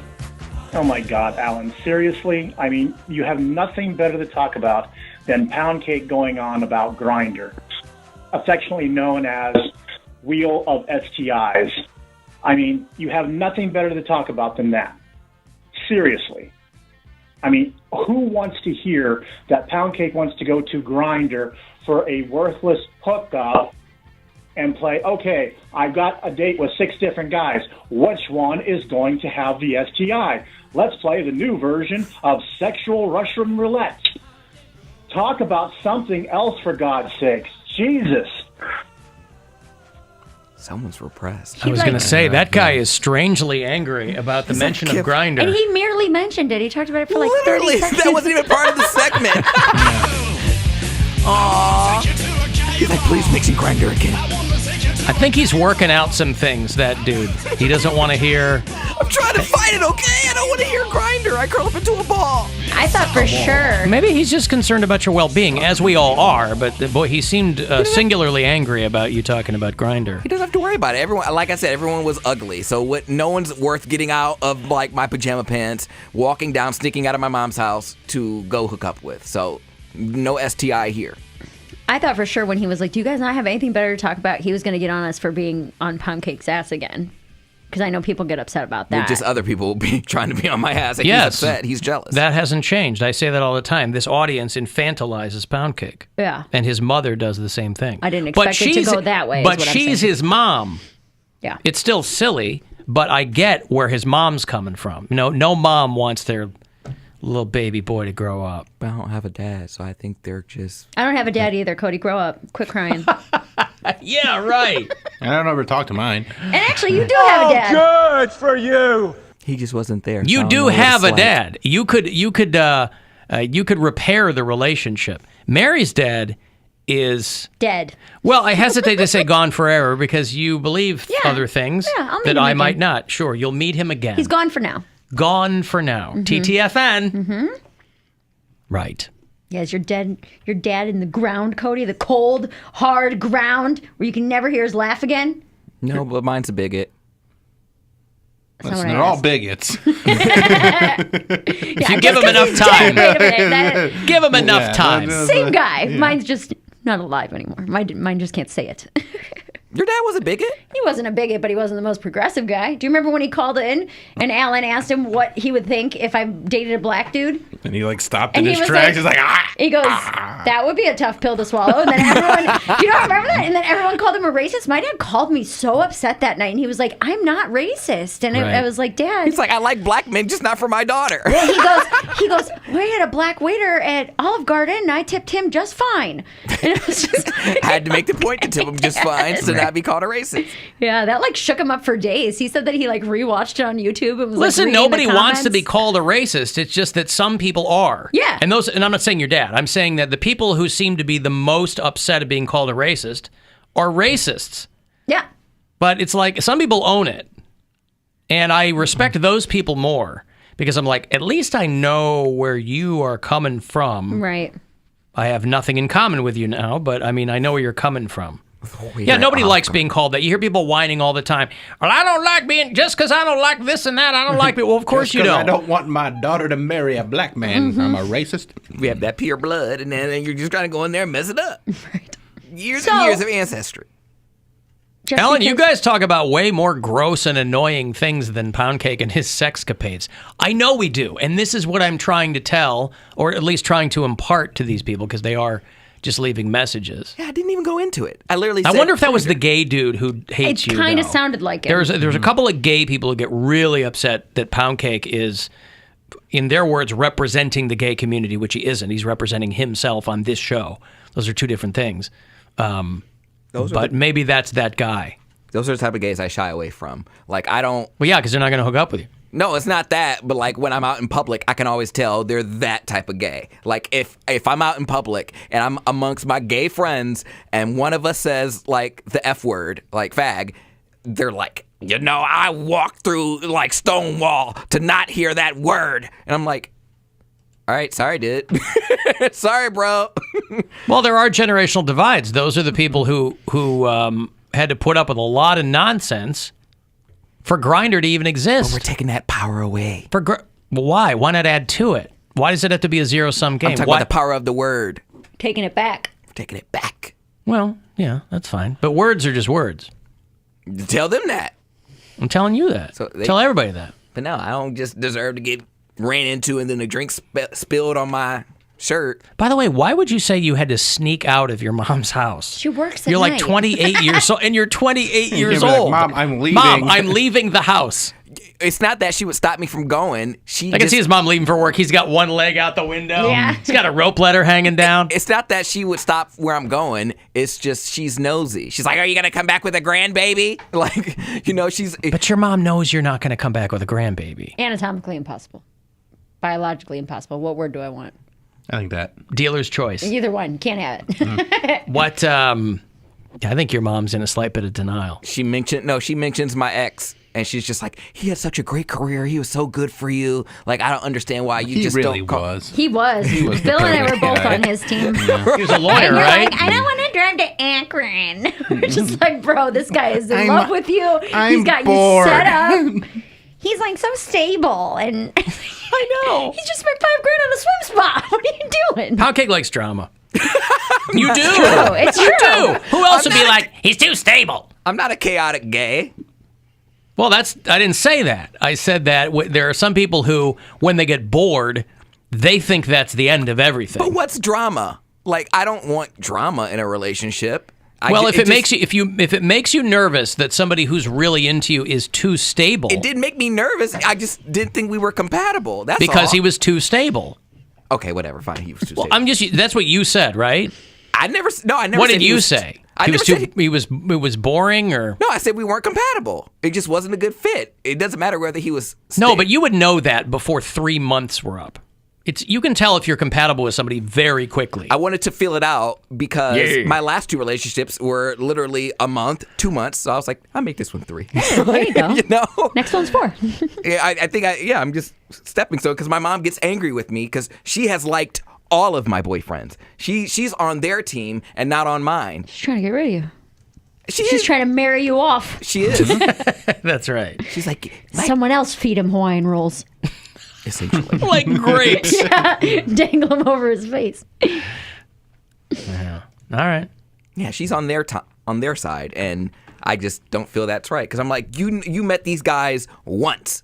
Why are you on their team when you know me? She's like, I also know how picky you are. I also know how, you write guys off after, the first couple dates. I'm like, you know what? I'm not going to bring guys home to you anymore. But it doesn't necessarily have to be against you and on their team to see that somebody loves her son. But after I break it off, no, I understand. Clearly I have went over everything in my head. I did that checklist. I'm over it. Don't bring it up and I think you should call him. I think you should have him over for dinner. Think of how delighted Your mom's like, he would be. so close. Your mom said, think of how delighted he would be. Yeah. Mom, you don't know how any of this works, do you? I don't think he's going to be delighted when I call him. She's like, I just think he was just so great. And he just thought so highly of you. And Parents want you to be loved and taken care of, man. They want you to be like, hey, man, this guy has a good job. He can take care of you. I want to be effed to sleep, okay? That's what I want. Jesus Christ, this guy. You know that those can exist in the same universe, right? Yeah. You just gotta it's not either or. Best of both worlds, Hey, just in time for the holidays, by the way, I know Mary can't partake in this. But as people are starting to order maybe some food for the holidays and begin to realize how expensive everything is, Arby's is releasing vodka that tastes like curly fries. Now, I know. Finally. I know The what vodka, that would make me throw up. Vodka's made from potatoes or can be. Yes. So this I is know what you're only thinking. The natural progression. That's right. The 2 flavors, crinkle cut fries and curly fries. Small seasoned curlies will be available for purchase on the 18th of this month. You have to wait only 9 more days. 9 days to get these for a limited time. The crinkle fry and curly fry flavored vodkas. Why not just do a shot of vodka and chase it with curly fries? That seems more Because rewarding. when you can have it all in one. It's too many calories. A lot of calories there. What flavor are curly fries? Curly. Arby's. Arby's flavor. The curly fry vodka is distilled with cayenne, paprika, onion, and garlic. And the crinkle cut fry vodka is made with real kosher salt and sugar. So there you go. Boy, it is amazing the way these other companies, and Arby's does a pretty good job, I think, how these companies try to keep up with Taco Bell in like the weirdness merch crossover type thing, you know? Because you can't just sell food to people anymore. You got to be coming up with like, you know, beanbag chairs that look like your hamburgers and whatever nonsense. Nobody is obviously clamoring for crinkle cut fry vodka. It's a not crinkle cut, curly fry. What the hell am I Crinkle thinking? and curly. I know, but people want the curly fry stuff more than the crinkle cut. Not commodity. Like it's like it's a novelty. A short novelty, that's the word. Yeah, they were just to say I had it or I tried it. Yeah, That's exactly. it. Yeah. Yeah, you go to a Christmas party and be like, who wants to try this? People are going to do it. Yeah, right? I'm trying it if somebody has it. I'm not going to be the one that buys it unless Wendy's comes out with one with their new hot and crispy fries. Oh, how do they match that? You do a shot of fry vodka, and if it's not hot and crispy, you get another shot. You put it. We don't want the vodka to be hot and You crispy. know how people like to dip their fries in a Frosty? You put the hot and crispy fry vodka in your Frosty. You're having yourself a bougie party. milkshake. Yeah. Look at that bougie milkshake. Here's the thing, though. What's a mixer for a curly fry vodka? Ketchup? Just got a glass of ketchup and vodka. Well, Bloody Mary. You make ketchup ice cubes. That would and actually then you put them in your... probably be very good in a Bloody Mary. This is Mary's relapses. She's like, I really want to try that French fry vodka. Well, I can't think of anything else that would be good with. It's not going to taste good with like soda water or pop, but if you put that in a Bloody Mary, I bet that would be awesome. It might work with pop, like if you do it with like Coke or something because of the sweet and salty.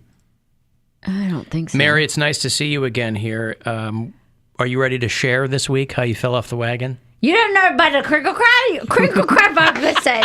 Who did this not for? I think about it when I say, you know who needs it? French fries. You know who needs it? French fries. You act like you don't like ketchup. You say Yeah. that I'm too good for mustard on my fries. And then who's that about it? Eric Church. F mustard. Yeah, that's right. Somebody gave me a bottle of crinkle cut I fries. have it in my car. If you need to have a sip of it, if it is for your 13th step. 13th step. There it is. Perfect circle. Airheads, by the way, released a chicken sandwich with the bun made of Airheads candy. What? Yes. What's happening? Oh, this is happening. Because I think people get so bored with food that food has become this, everything's based on a dare. It's become this like monstrosity machine where they go, okay, let's cooperative crossovers, and as these companies get more and more properties, right? Like the company that owns Oreo owns a billion other things. That's why all of a sudden you have 4,000 flavors of Oreo. Because they go, well, we make these other things, just smash them together and we'll do this. So whoever owns Airheads and chicken, I guess. Yeah, what if we had a bun that could also rip your fillings out? Right. Right. So, yeah. I don't know who sells this. Maybe, I don't know who sells this. And a lot of these, too, people go, ooh, I would try that. And then the company goes, we're just kidding. Something we made. We're not really going to sell these. But Airheads Candy Chicken Sandy is what they call it. And the bun, both top and bottom, are made from those Airheads candies. It's going to be sticky. Very sticky. Yeah. Especially on that hot chicken. I don't know That's how it what I doesn't mean. melt. Yeah, right there. What color? What flavor? Like rainbow. Like the All rain. of Yeah, them. all of Yeah. them. Yeah. Yeah, I was reading a thing about this girl, this 4-year-old girl in Australia burned a hole in her tongue because she ate so many of those Warhead sour candies. Oh my god. That's like a story that your parents would warn you about when you'd get a sour candy like that. Yeah. And now it's really happening. Well, there's a thing on the label, kind of words to that effect that go, hey, FYI. And so then something like this happens, which is a 1 in a billion shot. And parents go, we've got to ban these from kids. Like, A, it's candy. B, how are you not noticing that your kid is eating nonstop Warhead candies?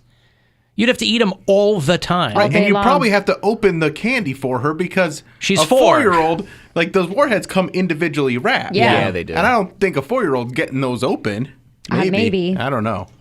Mummy, my tongue is really sore and it really hurts. It feels like skin was coming off. I burst into tears because... The only silver lining here is that you won't be able to hear that dumb Australian accent coming out of this kid because she can't talk. I was really worried. I was never seen this before. He did say that we were very lucky because the tongue is the fastest healing in the body. Sour Warhead lollies in particular can be very dangerous. They've got high... Oh, I can't handle it anymore, but sour lollies. Warheads. Yeah. My daughter ate a Warhead lolly.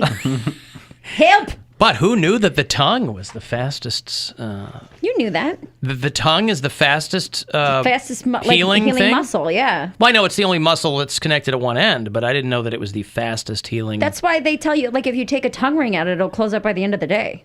Like, within a couple hours. But I don't know how fast that is compared to other muscles.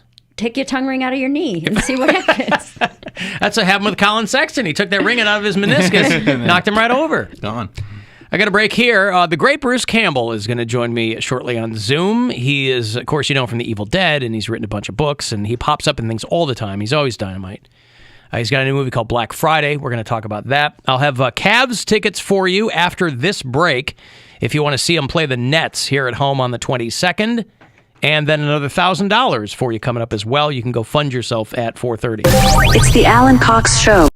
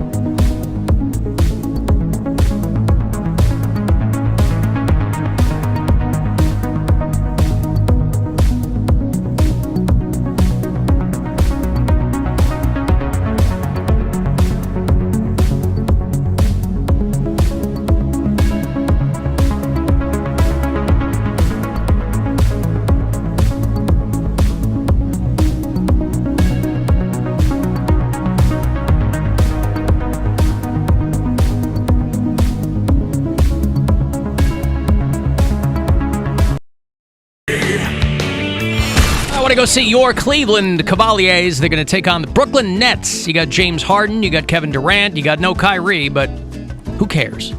Monday, November 22nd, a couple of weeks away. Downtown at the Romo Fijo. You can go to Cavs.com for any and all info you need on any and all Cavs games. Cavs Nets on the 22nd. Tickets for you. Be caller 10 and have fun. 216-578-1007 or 800-348-1007. The Alan Cox Show. A sore tooth in the mouth of broadcasting. Oh, The Alan Cox Show on 100.7 WMMS.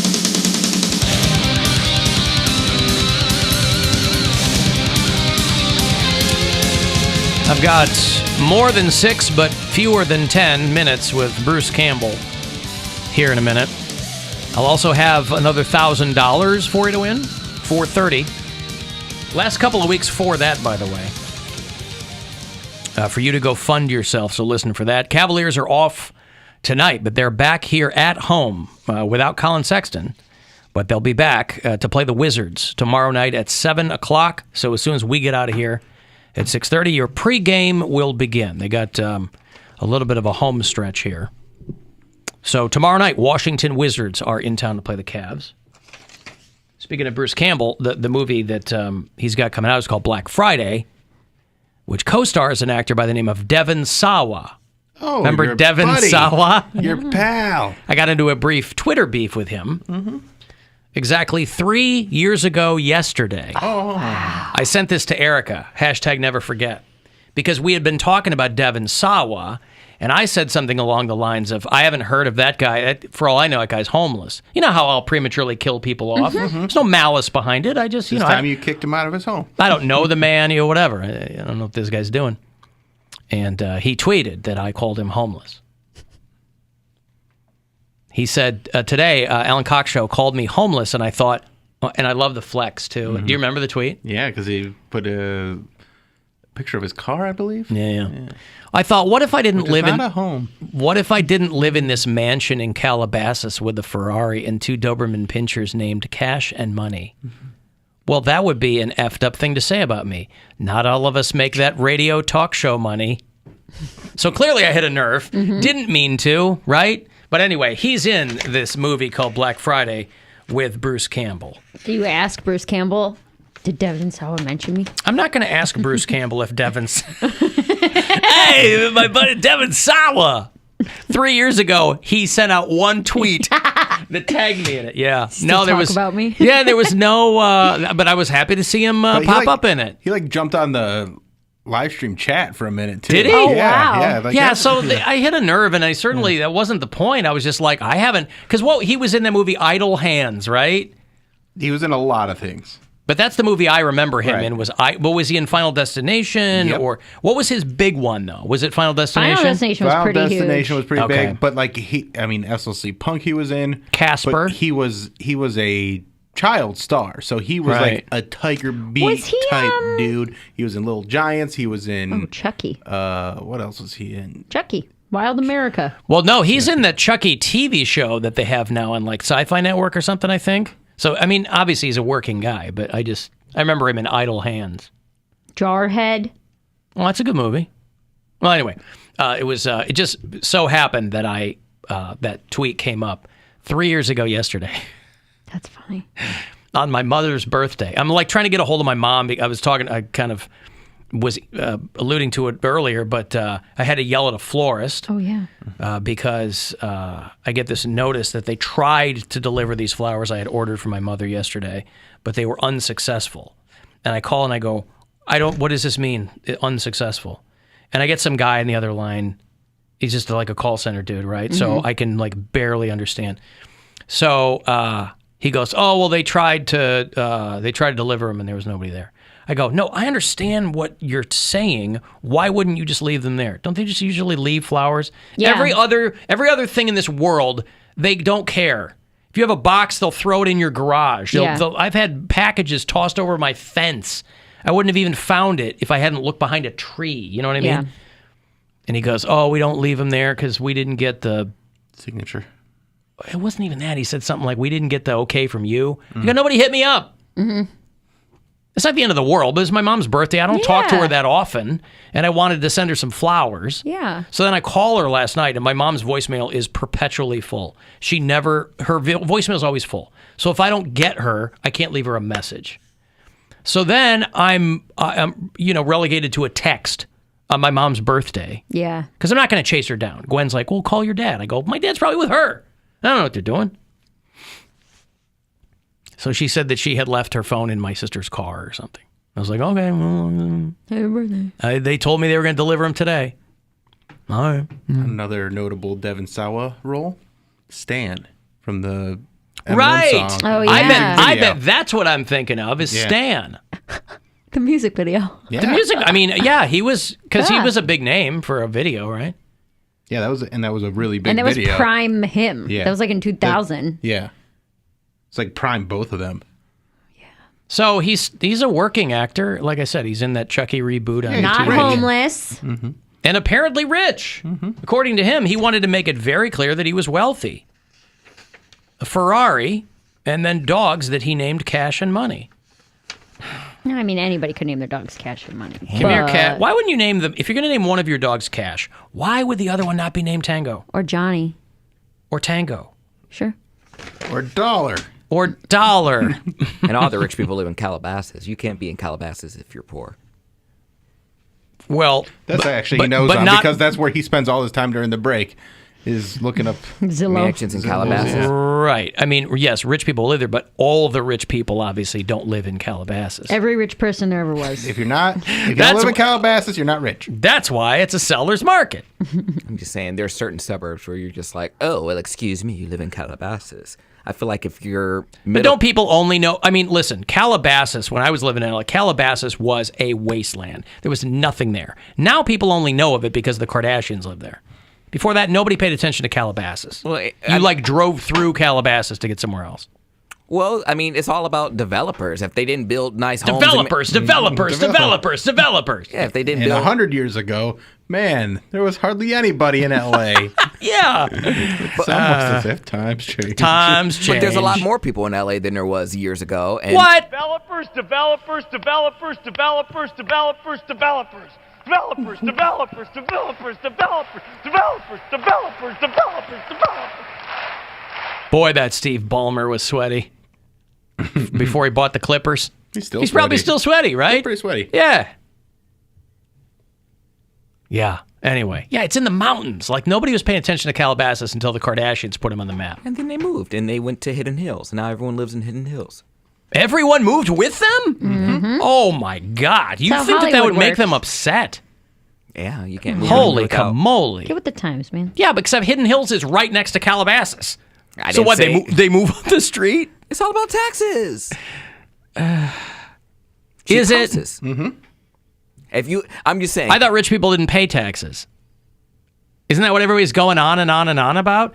And I think you have to pay property tax. yeah, right. You but might you're not not. have to pay But you're not income going to tax. tell me that Hidden Hills is any less affluent than Calabasas when it's right next door. Well, I'm saying it's like up and coming. It's like having. they're it's- getting in early. Well, I'm just saying it's like the line between Lorain County and Cuyahoga County. Like when you get a house in Avon Lake that is $600,000, that same house you cross the line. What is it? Bay Village, right on the other side of Avon Lake. Yeah. That same house would be like $200,000 more. Yeah. That stuff happens in California too. It's just on a millionaire scale. Except I think they're both in LA County. But I'm just saying it still works by town. They have their own. They want people to move to Hidden Hills, so they're like, listen, we'll give you that same house $200,000 cheaper or $500,000 cheaper. Yeah, I guess 8 bedrooms is 8 bedrooms. I'm just curious what starts that because it's not. It's all rich people out there. It's people like the Kardashians. They probably get featured. They're like, listen, we will give you. You can build a damn house here, move here because everyone's going to hear about it on your damn show, and everyone will move here. And that's exactly what happened. But here's what I'm saying, and I can't believe we're going down this hole. But I'll go down it with you. Here's what I'm saying. People knew what Hidden Hills was. People who live in LA County, they know what Hidden Hills is. Alan, it's hidden. People lived there. People were already living there. It's not a tract of land that had never been developed, and it was right. So Calabasas, which was desert for a long time, Hidden Hills, Malibu, there's no poor people living in any of these areas. So I'm always curious where people go, we bought a house up the street. You do that because you can do that. Sure. Want to. It's your money. Do whatever you want. It is your money. So treat them right. What? It's your money. Treat them right. What is that from? You work hard for the money. So hard. You work hard. She works hard for the money, so you better treat her right. Uh-huh. Gotcha. Not it's their money, so treat them right. It's your money, so treat them right. All right. I like his version better, I got to say. I'm not going to lie to you. Hey, speaking of money, I've got some of it here for you. It is $1,000. It's a chance for you to go fund yourself. So good luck. The Buzzard wants you to go fund yourself and score $1,000 now. Text the nationwide keyword money to 200-200. You'll get a confirmation text and info. Standard data and message rates apply in this nationwide contest. That's money to 200-200. Good luck and go fund yourself from 100.7 WMMS. More than 6 but fewer than 10 minutes with somebody on the phone. Oh, on Zoom again. Oh, Bruce Campbell. I like seeing Bruce Campbell in things. You know him from The Evil Dead and Ash vs. the Evil Dead. And there's new Evil Dead coming, but, you know, he did a lot of other things in between. And, Bruce, I think I know your cousin. Who? Nancy Martin. Yeah, you do. That's my how do you know her? About 25 years ago, I got my first full-time radio gig. I moved from Chicago to Kalamazoo, Michigan. Did you know Bill? He had just left the station when I got there, but Nancy was still working there, and Wow. she, you know, I was new to Michigan, and so I was kind of getting the lay of the land, and she quickly discovered that I was like a movie nerd and a sci-fi nerd and all that, and she goes, "Oh, nice. Bruce Campbell is my cousin," and I go, "Oh my God, Bruce Campbell, are you kidding me?" Nice. I'm always happy to see you show up in things because I'll audibly say to myself, "Hey, Bruce Campbell." That's my cousin. Have you gotten to the point where casting directors will say, "I need a Bruce Campbell type"? There's the 5 stages. Yeah. One is, who is Bruce Campbell? Number 2 is, get me Bruce Campbell. Number 3 is, get me a Bruce Campbell type. Number 4 is, get me a young Bruce Campbell. Number 5 is, who's Bruce Campbell? Right. So you come full circle. Yeah, so those are the 5 layers of being famous. I would imagine that the very first layer doesn't last long, though. If somebody says, who's Bruce Campbell, then they see you in something and they go, oh, I know who that guy is.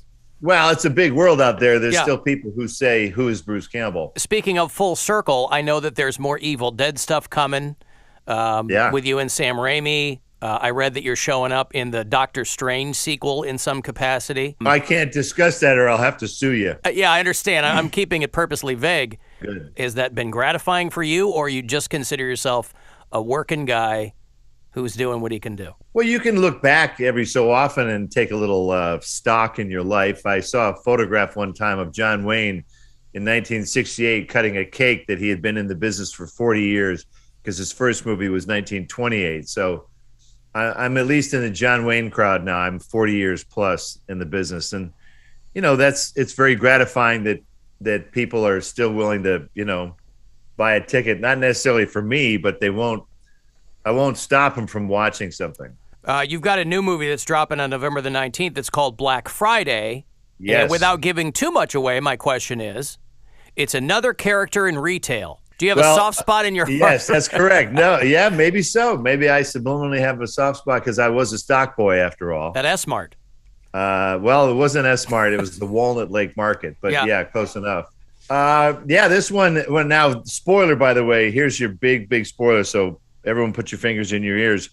It's about Black Friday. So Hence there the you go. title. There you go. Don't give it away. I ruined the whole thing for you. Yeah. But what attracted me to this project was it's got a little humor. This is not one of these grim horror movies. This one is fun. I know people associate Evil Dead with horror, but it was very much black comedy too. Is that something that you're more comfortable in, or you'll gravitate toward immediately if you see that it's funny and scary? Yeah, that tends to get me more. You know, a good joke rather than carnage and mayhem will always get me. But you know, sometimes you take the salt with the sizzle, or whatever metaphor there is there. That if I have to operate in the world of genre, that's okay. But you know, mixing it up every so often is good too. And just so this one has, it's not only has a little bit of humor, it has a strange components of sociological aspects. Well, also, I would, the big complaint that a lot of people have when they'll do effect-heavy movies is they're standing there talking to a ball on a green screen or whatever. Yeah. And so if there's more comedy to it, that means that there's more dialogue and there's more opportunity to actually act. Yes, I feel sorry for the modern-day Marvel actor because they go to a cold, large, empty set on a Saturday, and there's a bunch of marks all over the floor, and they're wearing spandex suit that's very embarrassing, and then they got marks all over them, and they run around and look at nothing all day. So the modern-day actor actually has to really act. In the old days, we actually filmed the first Evil Dead in a cabin in a remote area in rural Tennessee in 1979. So we didn't really have to act much. It was real. Not only that, but the situation you described with the green screens and things like that, it's not even like on a normal movie, you would look at the dailies and you would say, oh, maybe I should do something different there. Oh, that looks like it's coming together nicely. You're not getting that opportunity at all in front of a green screen for 6 months. Sometimes they can use that green screen and show you what is going to be composited behind it. You can look at another monitor and in real time, it will reassemble the background behind you digitally. Oh, I see. Is it still real raw, though? You're not seeing the finished product, obviously. Correct. Yeah. It is a raw render. But, the technology out there now is kind of mind-blowing. Once you see the movies that they can do, a movie can do absolutely anything now. Like, there was a certain time period when you probably would be hesitant to write a period movie because you had to build sets and bring in all kinds of props and stuff. Well, not in the digital world, Bruce Campbell's new movie is called, spoiler, Black Friday. Black Friday. And it's going to be in theaters on November 19th. I think people can stream it the same day. I think it's going to be on demand the same day. Yeah, it's one of those hybrid deals. It's part of the new era of releasing where you get a little in the theater and a little in the streaming. Now, how many books do you have under your belt now? Because I remember reading... I have 3 officially. Okay. They're all New York Times bestsellers, and then I just started a publishing company to publish. Basically, I have a lot of screenplay ideas that, to get a screenplay into a movie is actually kind of a lot of work. Sure. But to take a screenplay and make it into a novel and self-publish it, that's not so bad. I remember reading If Chins Could Kill, and I devoured that book. I loved it. So good. Yeah. Well, it does have lots of pictures. And that's what I like. Bruce Campbell, congrats on what's coming next. I'm always happy to talk to you. I'll tell Nancy Martin you said hello. Thank you, Alan. And tell Nancy to watch Hallmark November 13th. I did my first Hallmark movie called One December Night. Oh, my goodness. I will tell baby. her. And best of luck with everything. Thank you, Bruce. Thanks, Alan. Take care, pal. More than 6 but fewer than 10 minutes with somebody on the phone. By the way, for our bureau chiefs in Denver, it bears mentioning, Gwen and I have stayed at the Stanley Hotel in Estes Park where they did The Shining, or was based on The Shining, and Bruce Fest is this weekend. Bruce Campbell there all weekend doing Bruce Fest. It's a Bruce Campbell film festival. And so if you are out that way listening in Denver, you can go to bruce-campbell.com and it will tell you all about it. And it's also the 40th anniversary of the first Evil Dead movie, believe it or not. That was released in October of 1981. I wasn't allowed to see it then. I was only 10. I had to wait until my next birthday. I had to wait till June of 82 to be allowed to see the Evil Dead. Those PG-11 movies. It wasn't even that. That was a movie that, word had gotten out about it. Yeah. It wasn't showing on, every screen at the multiplex. You had to seek it out. So anyway, anything you want to know about Bruce Campbell, it's at bruce-campbell.com, and he's a good dude. But that film festival is this weekend out in Estes Park, which is about 90 minutes northwest of Denver for anybody who might be out listening that way and doesn't have weekend plans already. Right. It's a couple days away. I got a break here. If you want to get a text for anything, 35192 to do that. AlanCoxShow.com. You can watch live there, and you can listen anywhere on the iHeartRadio app.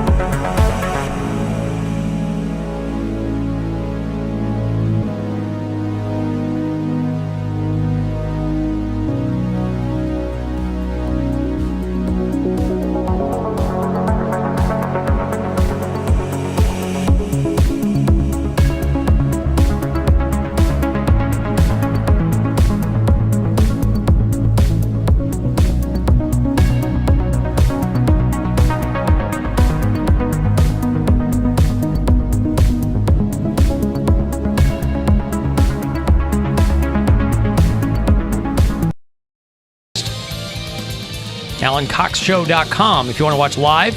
Thank you to Rebort Slaghorn for helping out. I almost read that as Robert, but that would have been wrong. No. Rebort. Slaghorn. So thanks very much for helping out there. Cavaliers are not playing tonight. They are playing tomorrow night. They're coming off a couple of big wins. They're down a Colin Sexton. But they still have a Kevin Love, right? Yes. But he hasn't been playing. He hasn't been playing because he's been in COVID protocols, I believe. But he should be back soon. And Isaac Okoro is going to be back in the lineup, too. That's good. He's been out. So tomorrow night, 7 o'clock at the Romo Fijo, it's going to be the Wizards, the Cavs. So pregame here on MMS will start around 6:30. You can always listen on the iHeartRadio app as well. If you're in town, not near a radio, you can listen to the games there. I took the liberty of replacing the battery in our studio thermometer, just so we would know what the actual measurable temperature is in here. So Mary's usually bundled up like she's Luke Skywalker stranded on Hoth. That's how I feel. If I had to guess, it would be 68 degrees in here. 68.0 degrees. Look at me, Did you killing look? it. No, I swear. I didn't even know you replaced the battery. 68.0 degrees. You know how I know that? It's because that's when I get cold in my house. If it gets below 68, I'm very comfortable at 72 is where I'll Jesus Christ, we growing bananas in there? Well, 72 degrees. Because you have a small place. I have like a bigger place. I'm in a house and I don't have it at 72 degrees. I got a lot more space to heat. Well, yeah, this is cost you more money. But that's why when you're like, what's it set at? I'm like, it doesn't matter. Because in order to get my house to 72 degrees, I have to set it at 76. No, but you're in an apartment. You like it that hot in your apartment? 72 is not hot. Yeah, it is. No, it isn't. In a tiny is apartment? Perfect. It's perfect. Oof. But then when I start to fall 70, I'm a little bit uncomfortable. I got to put a hoodie on. Anything below 70 is when I get We got windows open in there? No, it's an old building, so I'm sure that they... Right, but you don't have a lot of space. It's like a 750 square foot apartment. It's like not I said, tiny. you don't have a lot of space. Yeah, but it just seems high to have to 72 heat. degrees is not that hot at all. I think that's a pretty normal room temperature. Boy, I bet you're wrong. It's on the warmer side, but I bet don't you're think... wrong. For an apartment? I bet 70 you know degrees what it is where for most an people feel apartment. it. She was so used to living next to that friggin' boiler room. Probably. That it changed her personal comfort level. Yeah. Speaking of boiler. My house is always at 66, 67 That's degrees. too cold. My boyfriend waited to turn on his heat until last week, and his house was 54 degrees the one day. I was like, I'm not doing this anymore. Well, no, 54. The day that we turned it on, it was 54 degrees in his house. If I wake up in the middle of the night and ridiculous. something happened and I got icicles dripping off my nails, Yeah. I'm like, oh, something happened. The thing kicked off. But we're plenty fine around 67 degrees. 72. 72 is where like I the like most it. common temperature. For Really? Boom. Told you. Wow. Who That's knew? a comfortable. I don't need a blanket. I can kind of sit there comfortably in sweatpants and a t-shirt or shorts and a hoodie or whatever. It just but seems hot. Yeah. It's not that hot. When I've checked the thermostat and it's north of 68, I'm like, God, why so hot in here? You must just run hot. Yeah, I think that's the standard. 72 is the standard because I think in our dorms, the hottest they would ever put it up to would be 72 degrees, and that's winter or anything. Wow, I didn't know that. Mm-hmm. I feel like 68 is not warm. It is not. It is not. That's comfortable. keeping your house pretty cool. I didn't say it was warm. It's not comfortable. I said 72 is warm. 68 right now in this studio is uncomfortable for me, and I think a lot of people would agree with that. That's Huh. pretty chilly. Huh. Yeah, all right. 72. 72 always makes me think of the movie Brain Candy. I've never even heard of that. That was the Kids in the Kids Hall in the Hall. movie. And they said, it's 72 degrees in your head all the time. Yeah, Right. it's a perfect temperature. 70 I can deal with. Usually, when I wake up in the morning, because I'll turn my heat way down at night because I have a really heavy duvet. But I'll turn my heat down to 68, and I'll wake up in the morning. It'll be 66, 68 degrees in my apartment, and it is cold. I'll put on big, thick socks and sweatpants and a hoodie until my apartment warms up in the morning. Steve lives in a small 2-bedroom house in Canton with shoddy insulation, and he's at 68 degrees. November 1st is the earliest I turn my furnace on, somebody says. 72 is cheapskate temperatures in Florida. I don't know what that. What does that even mean? I don't know. I don't know. Because in Florida, they have to keep the air conditioner on all the time. Oh. So I have a duplex. I keep my heat at 75. Like I said, I have to set mine at like 76 in order to keep it at 72. Well, I could see that if you had like a huge place. It's an old. This building was built in the 20s. So it leaks. Yeah, we don't have Window Nation windows. Yeah, they got Bozo Nation. We have Bozo Nation no, windows. but you still have insulation. I mean, it's a to-code building, allegedly. Allegedly. Yeah, all right. Yeah, it's cigarette smoke season in my apartment. Oh God, that's the Those people worst. downstairs suck, man. Oh, it's the worst. My boyfriend and I are actually having like pretty serious talks about moving in together, and so my tech. It's not a trap. Just ask Poundcake what kind of trap it is. His mom's trying to get him to move back in. See, here's the thing though. I would be more. What's the commute? What would the commute be? Oh, 24 minutes. Oh, there you go. I can't do that. If my boyfriend were Does he live near a bribing grocery me, store? Yes. Okay. If he were bribing me with honey buns on the nightstand or Hawaiian rolls, that'd be different. No, but that was like a huge thing. I was like, man, thinking about my whole apartment not smelling like cigarettes and all my clothes and my hair for an entire 6 months out of the year. Where do you put your AC in the summer? I have window units, so it's not the same. Right. But I wait to, like, people wait to turn their heat on. I wait to put the window AC units until it's like north of 80 for a straight week. Wow, I didn't realize so many people are goddamn reptiles around here. I like being warm. So, like, if it's, between, it's got to be north of 80 for multiple days in a row. If there's 2 80-degree days and then like a 73-degree day, I won't turn my AC on. I did grow up in a house where my dad was very opposed to the notion of having the heat on all the time in the wintertime. He's like, Once they turn on my heat, because it's like that old radiator heat. Oh, yeah. Oh, do you have a radiator that knocks? Does it make noise? It doesn't make noise, but it's steam-fed heat or whatever? Steam-fed, Yeah. and so Your apartment or your condo gets hot. it gets so hot. So, like, I pretty much don't even turn it on unless it gets, like, down to 10 degrees.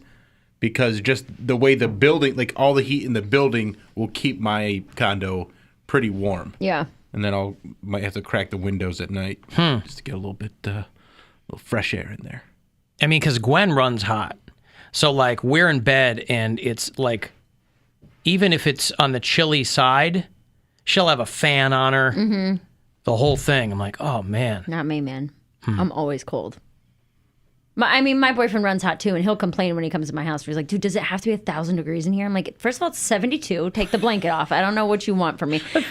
Well, but this is what I'm saying is that 72, if I were to walk into someone's apartment and it was 72 degrees, that would feel thick to me. Mm-mm. Maybe that's how you like it. You like it to be muggy. No, I don't need it to be muggy. I like to be comfortable. I don't want to have to wear a bunch of clothes and blankets in my own house to save $8. Traipsing around, thirst trap. That's why she's taking all those thirst trap pictures. Yes. She's walking around in a bra and panties See, all I the actually time. like the feeling of just throwing a couple blankets on me, and it's just like, because I can survive in the cold, like, but being too hot, can't do that. Like, sleeping underneath pounds and pounds of blankets, that's too much. I have a nice big heavy goose down duvet. That's all. I'm sure it's fake goose So down. it's but- 72 and you're still under that blanket. No, I turn the heat down to like 68 or 66, 68 at night, so that way the heat doesn't kick on at night because I'll be smothered.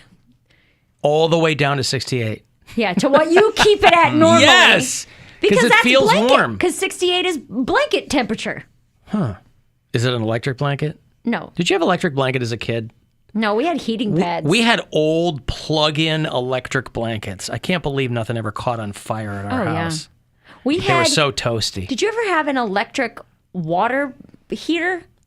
It's like you filled like what looked like a whoopee cushion with water, and then you could plug it in, and the water would heat up. Oh. It's like an old school thing. I know what you're talking about. We didn't have one. We had one. I don't even know where we got it from, but I remember when I was first getting my period, my mom would plug it in for me when I had cramps, and she'd have me put like this hot whoopee cushion of water on my abdomen. The whoopee cushion. Here comes the whoopee cushion of water. In the Philippines, a lot of the places that we lived didn't have like heated showers, and and sometimes we'd have to take bucket showers, and to have hot water, either you'd boil water in a big bucket and dump it in, or sometimes missionaries would buy a heater, and it was just a piece of metal that plugged into the wall that would get hot in the water.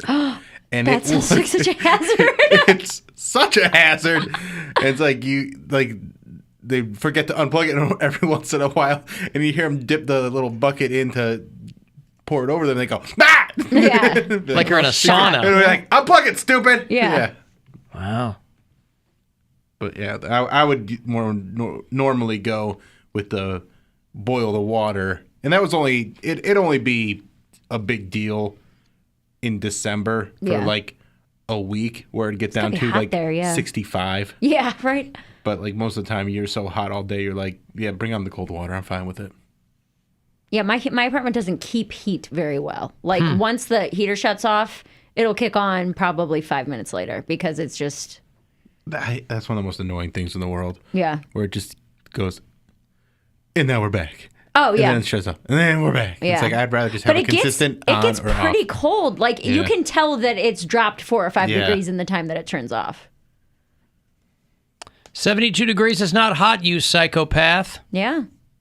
I'm just saying. It's hot to him. It seems like in a smaller space. Like, I guess if I 72 degrees is 72 degrees. Well, numerically it is, but if it's 72 degrees in a big house and 72 degrees in an apartment, it's going to feel warmer in that apartment because it's a smaller. Still 72 degrees. It's going to feel warmer, if you have 72 degrees and you have it confined and compressed in a small area or dispersed in a large area, yes, the thermostat will say, just like you said, you have to set it to 76 to feel like it's 72.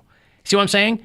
If it's Not really. Okay. I get that there's more space, but it's still the same temperature. It is the same setting of temperature. It's going to be 72 degrees, but it's not going to feel like it because it's dispersed over a larger area. No, because your heater would just keep going until the whole area was 72 degrees. Oh, some of them don't. A Well, I lot of don't them know. don't. But if it's 72 and it's 72 in the room, This is all what through the room. This is what starts the argument because Yeah. this says. See, now it says 67.8. It's cold in here. But there's no way it's dropped almost 3 degrees in here either. It was 68.0 when I said it. It Oh, yeah, dropped I don't- 0.2. I don't math very well. Come on, Alan. Most certainly do not. 0.2. Yeah, why 72 in a big room feels different than 72 in a little room? Wait, maybe I keep my house at 90. What are you doing, guy? No, but what I'm saying is 68 degrees in here. Would feel the exact same as 68 degrees at your home. Unless you're like hanging out in a refrigerator. Even if I wanted my house to be warmer, I could never do it because Gwen runs hot. Yeah. She would start sweating if I put it up, Alan, it's the birth control pills. What? Messes with a chick's temperature. It might be. I've been on birth control since I was 16. That's what they're saying. It might be. No But I've babies, also- lots of blankets. Yes. I have so many blankets. But I've also been on antibiotics for 10 days. So birth control's canceled out. I haven't been any warmer. Because of the leg? Spider bite? No, it's great. Yeah. Tomorrow's my last day. Okay. But I'm saying the antibiotics cancel out the birth control. So you'd think I'd be warmer in the last 10 days. If that's what it was. Okay. And I think biologically men run warmer than women do. Well, it's about the extremities. You actually run warmer In our midsections. in your midsections, but your hands and feet get colder. Yeah. Whereas men don't get as warm in the midsection, but our extremities have better blood flow. So for punching? Yes. It's a biological, it's evolutionary punching I don't instinct. know. Punching and kicking. Yeah. We keep the belly warm for the babies. You guys punch and kick. Get in my belly. Hey, speaking of injuries, best wishes to our buddy Fitzdog, Greg Fitzsimmons, who we love having on here. If you follow him on Instagram, boy, did he jack up his wrist. Oof. Did you see that picture? No, gross, no. I got to see it though. He stayed an extra day in San Francisco to hike up to Marin County, 2 steps onto the trail, and he took a spill. Wait, is that him or his wife? Oh, maybe it's his wife. I thought it was him. Maybe it's his wife. I thought it was him. Whoa. Look at that. Yeah. It's all bent That up. looks like an alien claw. Oh, maybe it's his wife. Well, I feel better because I don't know Yeah, I his was wife. going to say, that doesn't look like a man. I mean, he's a slight man. It's a bent up hand, so I thought, yeah. Gross, dude. Yeah. Yeah, it says Aaron took a spill. So Yesterday was the 1-year anniversary of Alex Trebek dying, too. Wow, that was a quick year. I know, right? Dude. What is a bummer? Right. I guess his wife released some, he's got that hot young wife. She released some video that he made for the first anniversary of his death. Hello, I'm Alex Trebek. My wife Jean and I were recently made aware of the National Compassion Challenge, and I'd like to take a moment right now to share with you just a little bit about their initiative. Now, we all know that bullying is a problem in our society, quite often in our schools, and so is a lack of understanding of others' situation. And that's why this November, teachers will be encouraged to build a classroom community by helping elementary students foster empathy and compassion for their classmates. Oh, boy. How about that? And he was Canadian, right? Here's a guy who goes, I got to get the hell out of this country. Compassion is a challenge here. It's the Compassion Challenge. Hey, it's like that ice bucket thing. But yeah. For ALS, they go, we challenge you to show compassion to other people. Good luck, America. I'm going back to Canada. And by Canada, I mean heaven, because he is dead. Yeah. As of yesterday, a year ago. Hey, Mike. Oops, sorry. Mike, hello. Hello. What's going on? Hey, I was just thinking about, I was listening to your conversation about the thermostat, and I can explain it very simply because in a small apartment, when the thermostat says 72, you know it's 72 throughout the entire apartment. But in a 3,000 square foot house, anywhere in that house, it could vary from up to 5 degrees difference in another room, even though the thermostat, right by the thermostat, it might be 72, but, on the other side of the house, it might be 69 or 68. Nice. So when you have a larger home, as you walk through the house, you'll feel it's varying degrees. It's never one temperature all the way through. It even feels different depending on how well the HVAC system was that they put in. Yeah, it's like my turkey on Thanksgiving. Parts of it are going to be real cold, parts of it are going to be hot, parts of it are going to be broiling, and then parts of it are going to be frozen.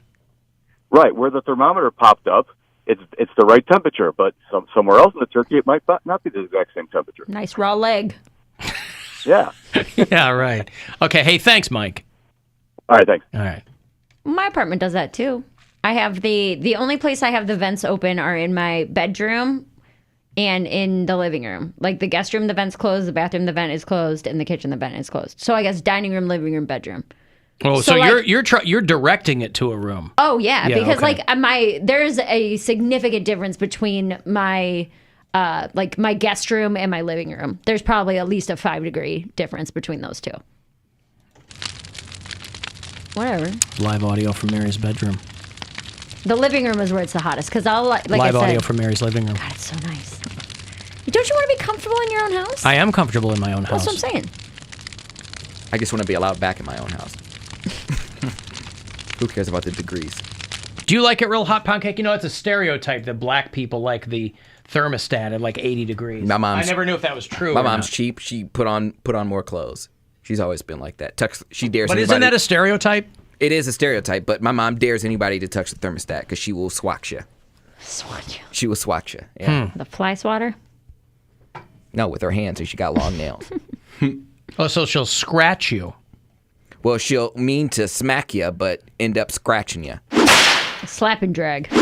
You ever seen Holes where the camp counselor smacks the guy and she has venom in her... the movie Holes. Yeah. With Shane LaBeouf? Yeah, she has venom in her nail polish, so when she slaps him, it leaves a big old scar. Mm-hmm. Venom or poison? Well, venom, it's from a snake. Yeah, it's from a snake. Was that Sigourney Weaver in the Holes movie? She was the bad guy, right? Yes. With I think it was her. I thought she was. That's a good movie. I've got to take a break here. If you want to get a text for anything, 35192. If you dig the band Star Set from Columbus, Ohio, they're on tour with a couple other bands, and they're going to play the House of Blues on December the 18th. So if you want to go see them, I'll have a couple of tickets when we return, and then another $1,000 for you to win. A keyword coming for you to go fund yourself at 5:30. That's it.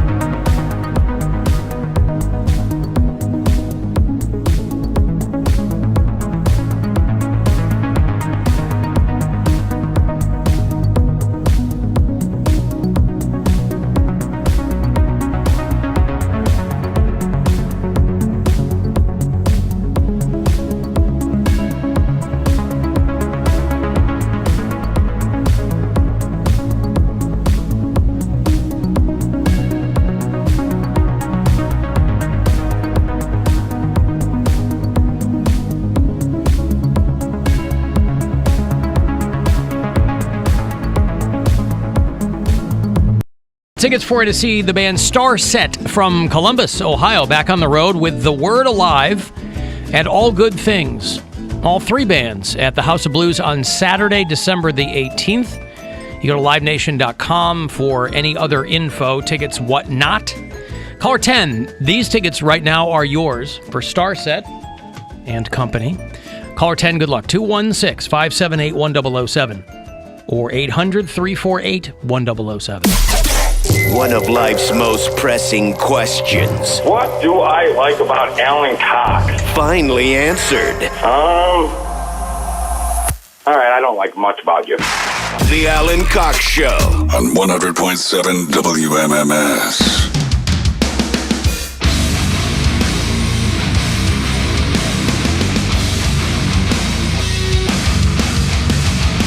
We'll get to some listener mail here in a moment. I'll have another $1,000 for you to win in about 10 minutes. A chance for you to go fund yourself. So listen closely for that keyword, and it is on the way. Cavaliers are off tonight, but they are back home tomorrow night. 7 o'clock is the tip-off against the Washington Wizards. So 6:30, right after we get out of here, is when pregame will begin here on MMS. Keep in mind, all through the month of November, you can get whatever you want at CLE Clothing Company, and you can take 20% off the top with the promo code TURKEY. TURKKEIO. No. Did I? TIRCEE.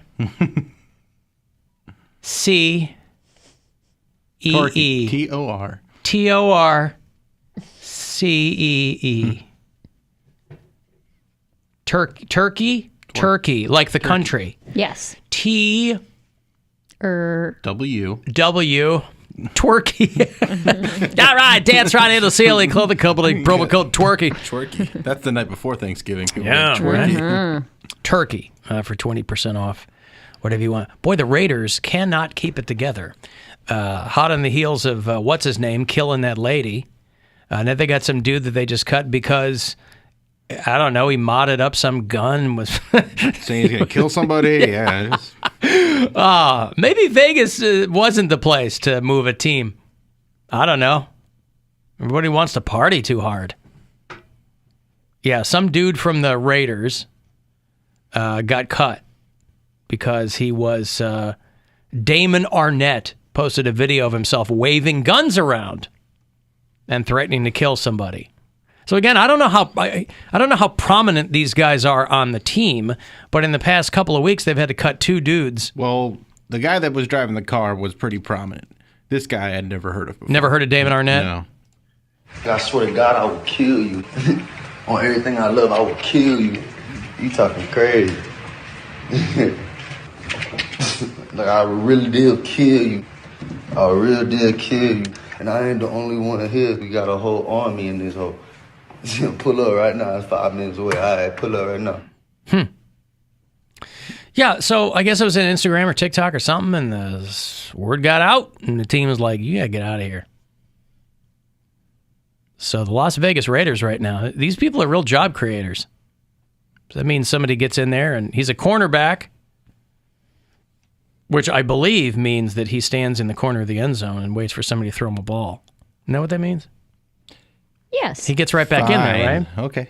Gets right back in there and does that, right? Stands in the corner? Not exactly. That's a weird thing to do. To just be like, he posted that on Instagram? Yeah, something. Yeah, Like, he put it out there. It's not like somebody, yeah, and then TikTok. Okay, so yeah. And then TikTok, people started to pass it around. Damon Arnett wilding, bro.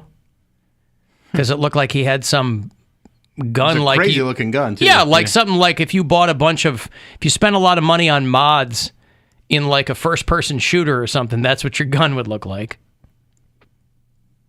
I guess he already had kind of a rocky time there. That to me sounds like a guy who's like maybe knows he's on his way out.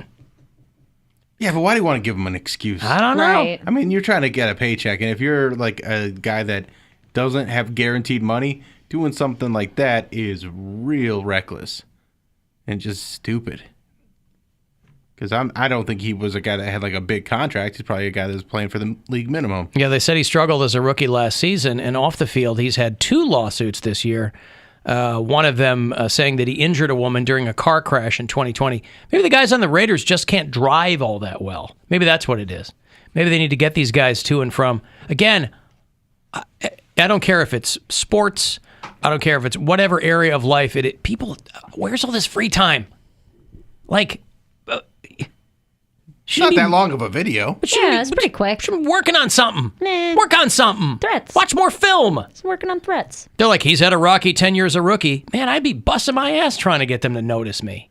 Not in that way. I mean, I guess they did notice him. He did get noticed. You're right. He did. Not the right way to get noticed. I think you want to be noticed for your play on the field, not your threats off. Yeah, that's what I'm saying. Spend more time working your job. You want to read this listener mail, Poundcake? Yeah. Okay. Hey, look at this. Letters. We got letters. So in the break, Bill comes in and shows me this card, a Thanksgiving card that was mailed to the radio station. No return address. No, and which will become readily apparent why in a second here. Cody pops out real quick. I'm walking past. He goes, "I got fan mail," and I was like, "Oh, cool." Oh, he hadn't opened it up yet, or were you kidding? Well, I had opened it up, and yeah, I was kidding, but like I was excited because I never ever get fan mail. I never get mail up here because who's trying to talk to me? And so I opened it, and I was just like, "Oh, this is surprising," but they took the time to send it out, so I might as well read it. And just for preference, my mom is probably listening during this time, so Mom, don't be alarmed. But yeah, I'll read it to you. Yeah, I mean, TLDR on this, it's a Thanksgiving card that is just on the inside of it is covered with slurs. Yeah, you can. I mean, you can see it on the webcam. That is. Oh, did you showing it? Yeah, I'm showing it. Well, he's showing the. He's showing the cover. Show the other side too. Yeah. It's pretty gross. Okay. So yeah, so I get LGBTQ stand for ? Let God burn them quickly. Well, wait. First, read what is already pre-printed in the card. Oh, okay. Yeah, there you go. That's a good idea. Sweet. Okay. As you celebrate this special season of gratitude, make traditions both old and new, create wonderful memories that add to the happiness of Thanksgiving. There you go. Right. So it's a Thanksgiving card, which is pre-printed, obviously. In the front, it's got like a nice turkey and a little holiday tableau. Cornucopia, whatever. Okay, so, but it's all handwritten in giant caps on the inside. LGBTQ is underlined, and it says, stand for ? Let God burn them quickly. And then underneath that is... Now, just to clarify, as I understand it, that is not what LGBTQ stands for. Am I correct in that? Oh, I don't even know what it stands for, so... He could be right. He could be right. Changes. Filthy faggot bastard, die, die, die. I thank God for AIDS/herpes. Nasty ass bitch, unnatural orientation. Unnatural has a hyphen in it. Oh, boy. Well, yeah, I wasn't getting a Mensa vibe off of whoever sent in this card. And then the O has like 3 circles in it, so he wanted to put the emphasis on that. I think he's trying to say that I have, a big hole. Wait, what? Nothing. No. Oh. It's a gay joke. No, but he how he drew it looked weird. He went overlined like the O like 3 times. So it's just like a very deep O and dark. What word? The O in orientation. Orientation. And then on the other side, underneath that add happiness of Thanksgiving, fag, sissy, queer, homo, fluff cake, fruit cake, soft, low in the sugar tank, go to hell. What is low in the sugar tank? I have no idea. Yeah, I don't know. I thought that was a good thing. Like I'm more butch than I would be fruity. But I don't know if this person's exactly up on. Yeah, gay again, terms. I don't know that's what they're trying to get across there. You got a hallmark moment. Imagine being that weird of a person, just a sad of a person that you're like. Not only sending that, but like you paid for postage. You had to get a card. You had to put it in an envelope. You had to write the address. You probably had to look up the address for the station, and then paid for postage to send it and be like. And there's really nobody in the mailroom, but like I'm gonna put this on my mini fridge. I'm wondering, did he go to Walgreens to buy a card specifically to write hate in it? And if so, why did he pick a Thanksgiving one? They have blank inside cards. That was my question. How do you choose the perfect card to fill with gay slurs? Right. Yeah, but it's the like, stamp. not bereavement. I don't want to send the wrong message, so maybe 'tis the season. The stamp says happy birthday, so maybe it's a birthday. It's dual purpose. Or he or she might be one of those people who just has a bunch of greeting cards. I know one of my boyfriend's moms used to do that, where she would just go buy whatever cards were on sale. So like the day after Father's Day, the day after Father's Day, she'd buy a ton, so that way she just had them. So maybe we have a stack. Yeah. So we had a random Thanksgiving card from like 1979. Yeah. Dug it out, filled it up. I've got a card around here somewhere. Now, are we assuming it's a guy? I think it's a guy. I said he or her, but it could be a guy. It could be a very religious woman too, though. I feel like it's a guy. That reads religious to you? That's a sad statement right there. Well, that's I know what you mean. That anti-gay? I know. They mentioned God. Yeah, they said God let God burn them quickly. Oh, that's what the G stood for. Yeah. Oh yeah. AIDS / Just herpes. like Jesus wanted. AIDS / herpes, because herpes is only a gay thing. And as well as AIDS. AIDS / herpes. Yeah, they didn't even put like HIV. Like it's AIDS / herpes. Is this from the baby? Maybe. Ooh, let me go viral so I can get some money. I'm gonna just pile on. I thought you said your dad had your phone number. He doesn't have to send cards to the stage. I think he learned his lesson. He works with someone who's also gay. He likes him. So I think he's learned his lesson. But yeah. So upsetting. But see me, if I wrote this in a fury, I would have like ink marks all over the place. He's really like They took their time. Yeah, and the lines are like they're really straight, so he's not sliding off. Of course they are. He's not gonna have gay lines. They're not going to be wiggly. Mine would be all slanted, but his are pretty straight. This person, sorry. I'm just saying it's a dude. But if you're a woman... I assume it's a dude, because I feel like women write a little more... that looks more masculine. A little more flowery. Yeah. But if it's a woman, she probably is jealous that I am gay, so I took it as a compliment, because she's like, ugh, all the good ones are gay. Let me have him burn in hell. He has to burn in hell, because we're being so damn fine. Alan Hallmark has a dumb bigot section right next to graduations. All right, well, there you go. He could have gone into the mahogany section. He could have gone into any section. Papyrus? Papyrus? Is that how you say it? He could have chosen any card he wanted. He went to Thanksgiving. I've been calling that... Give thanks. I've been calling it papyrus out loud for years. Papyrus? Papyrus? Well, no. Yes. As a joke? No. That's what I thought it was called. For somebody who grew up so religious, you'd think the word papyrus would have worked its way into the... Papyrus. Okay. Yeah. So- Dead Sea Scrolls. I would like to know how I can infuse this card with the gayest thing possible. Like make it like a sea rag or something, or put it in the hallway of like a really gay museum. I just need to put this somewhere. Well, you should absolutely keep it. No, I'm gonna keep don't it. cover it with your own fingerprints. Too late. All of our fingerprints are on there. Mine aren't. Oh, I touched it. Stop touching his card. I have to read it. No, I understand. I'm just saying, like, who knows what it is? It could be the first salvo in something that's, you're going to want to hang on to. No, I'm going to keep it. Something, I had a guy texting about a year and a half ago.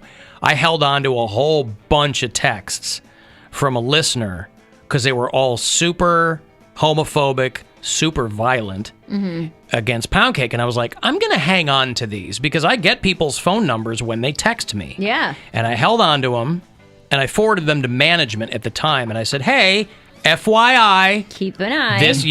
I'm going to pass these to you guys because who knows. It's funny they say it to you, but they don't ever. I mean, this is at least this guy sent the letter. I'm the person looking at the text. But they have email. But a lot of people think that we all see the text, and so they just assume that we all see it. But and they'll email and stuff too. And I used to get an email address. There was a guy that used to email me and threaten me and wanted to he said I know where you I know what part of the parking lot you park in, and I'm coming for you and stuff like that. And he said horrible things about my kids and especially my son, really messed up stuff. People are out of their minds. But if I hadn't heard all this stuff before, I mean, I talk about how awful, middle school and high school were. Right. But I got to the point where stuff like this is just writing to me. Well, that's what I asked. I was like, are you okay? I asked you that. You're like, yeah, I'm fine. Oh, yeah, I assumed he's heard worse from out of people's mouths. Heard worse? I wish they were saying stuff like this. They were acting on it. Yeah. You ever had they're trying to send him to hell. You ever had the back of a toilet, you know the thing where you flush it, it's just a button, and it's like the little metal part? You ever had that in your neck? Doesn't feel good. No. I'm sorry. Alan, somebody once sent me an anonymous greeting card about how disappointed they were that I didn't keep up the previous homeowner's landscaping. Poundcake's card seems a little different. My greeting card, though, that's Could what... this be because you didn't keep up the landscaping at your... apartment? I don't know. This sounds like a crazy person, Mary. Almost like there's no logic here. Uh-huh. Not, hey, I would like a refund, or hey, can you come mow the lawn? Just die. Please die. 3 dies. Well, there you go. Very Christian of them to be like, tell someone to die and to burn in hell. That's exactly what Jesus was looking Maybe for. they think that he'll be arisen. It's Thanksgiving. It's on theme with the pilgrims. So, I mean. Oh, maybe the card's covered in smallpox. We all touched it. No, again, I did not touch it. Give me this. And now I'll be the one surviving member of the show. Air. Airborne. Say again? You can get it from the air. Maybe it's got anthrax in it. Well, then it Come wouldn't. on, Purell. People would have died delivering it. If only we had a male staff here. Okay. Okay, listen. Let me move on from that and give you some money. There's a pivot. It's $1,000. It's a way for you to go fund yourself. So listen closely and good luck. The Buzzard wants you to go fund yourself and score $1,000 now. Text the nationwide keyword EASY to 200-200. You'll get a confirmation text and info. Standard data and message rates apply in this nationwide contest. That's EASY to 200-200. Good luck and go fund yourself from 100.7 WMMS. I saw that Dean Stockwell died. Do you know who Dean Stockwell is? Nope. You might know him by his face. He was in a lot. He was in the original Dune. You know the doctor in Dune that turns on the family Atreides, the Asian guy in the new one. He's an Asian guy, but it was Dean Stockwell in the David Lynch Dune. He played that Dr. Yu. Oh yeah, no, he was on Quantum Leap. He was Al. Yes. Yeah. Quantum Leap is one of Gwen's favorite shows. We loved that show as a kid. Yeah. Like my whole family, like my brother wrote a letter to him and got a signed picture from Dr. Sam Beckett from Scott Bakula. Scott Bakula. Yeah. I was like, man, that's the coolest thing that's ever happened. Dean Stockwell was basically, you saw him in something. He started as a child actor, so he had a 70-year career. He was 85. He hadn't worked for the last few years because he had a stroke and basically retired from acting. So last thing he did was probably 5 or 6 years ago. But he was, he was in movies in the 40s as a kid, and then he did radio serials in the 50s. He had this huge, long career. Jeez. And you've probably seen him in something. If you watched the Battlestar Galactica reboot from a few years ago, a lot of people were way into that. He was on that show. He was in a movie called Paris, Texas in the early 80s. It was great. I think Dennis Hopper was in it. He was in Blue Velvet with Dennis Hopper. And he was in Dune. He was an environmentalist way before that was really on a lot of people's radars. But Quantum Leap, I think, is probably what a lot of people remember him from. But he did everything. I mean, he did... like I said, he did old-timey radio, and he did Broadway, and he did, he was in the Tony Danza show. Remember when Tony Danza had his own sitcom for a little while? No. Oh, yeah, I remember that. He was in the Tony Danza show. And he'd show up in, NCIS episodes. I mean, he did the Twilight Zone in the 60s. I'd love to see a Quantum Leap show with Tony Danza in the Scott Bakula role. Angela, Mona, Al, Ziggy, where I'm going. Hey, I don't know where I am. Are they rebooting Who's the Boss? Are they? Yeah, I think so. Because Judith Light is in that impeachment. She plays Stephanie McMillan, I think. Gwen's like, is that Angela from Who's the Boss? I'm like, yeah, she's still an actress. She does stuff. She looks good. How are you liking it? I keep forgetting I'm watching it. So I'm like 2 episodes in and, Yeah. There's a couple shows I forgot I was watching, like Squid Game. Forgot I'm watching it. So I'm not any further in that than I was before. Impeachment, I forget. It's not a super satisfying end to Squid Game. I mean, it's fine. Well, that's the problem is I know how it ends. Yeah, then so I'm don't like, even. do I want I to? wouldn't. Yeah, okay. So Dean Stockwell was 85 years old, died of natural causes, but his wife, he had mentioned that he had a stroke a few years ago, and effectively that retired him from acting. But he was in everything with that long of a career. He was in Bonanza and Columbo and Murder, She Wrote and Miami Vice. So much. He was in, there's a great Jeff Bridges movie that a lot of people don't talk about when they talk about him called Tucker, the Man in His Dream, about the guy making cars. And Dean Stockwell was in that, and he was in, I mentioned Dune. And so after that stroke, he just started painting. And so when he would do anything, he would travel with his art. And he was going around the country showing his art and, But I'll have to go back and watch. I keep threatening myself that I'm going to go back and watch that 84 Dune again. Threatening. Well, yeah, because I don't... Give it another watch. Yeah, I don't mind it. I liked Dune, but boy, it's a bit of a slog to get through. Yeah. But yeah, he was in a lot of stuff. He got an Academy Award nomination for Married to the Mob. Remember that one with, I think it was Matthew Modine? I think that's one that I always saw on shelves. Like, it always stood out to me when I go to the video store. I never watched it, but I'd always...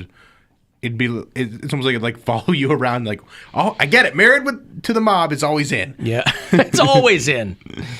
The Melanie Griffith fan club hasn't checked it out. Is that who was in that? Or Michelle Pfeiffer? I don't even remember. I think maybe Michelle Pfeiffer. So in the mid '80s, things had, as is the case for a lot of actors, things had gotten pretty thin for Dean Stockwell, and he was going to pack up his family to leave Hollywood, and he was going to get a real estate license. And he got a call to be in a movie in the early 80s, and that's what put him on a string of some hits in the 80s. But yeah, you'll see him pop up in 1,000 things.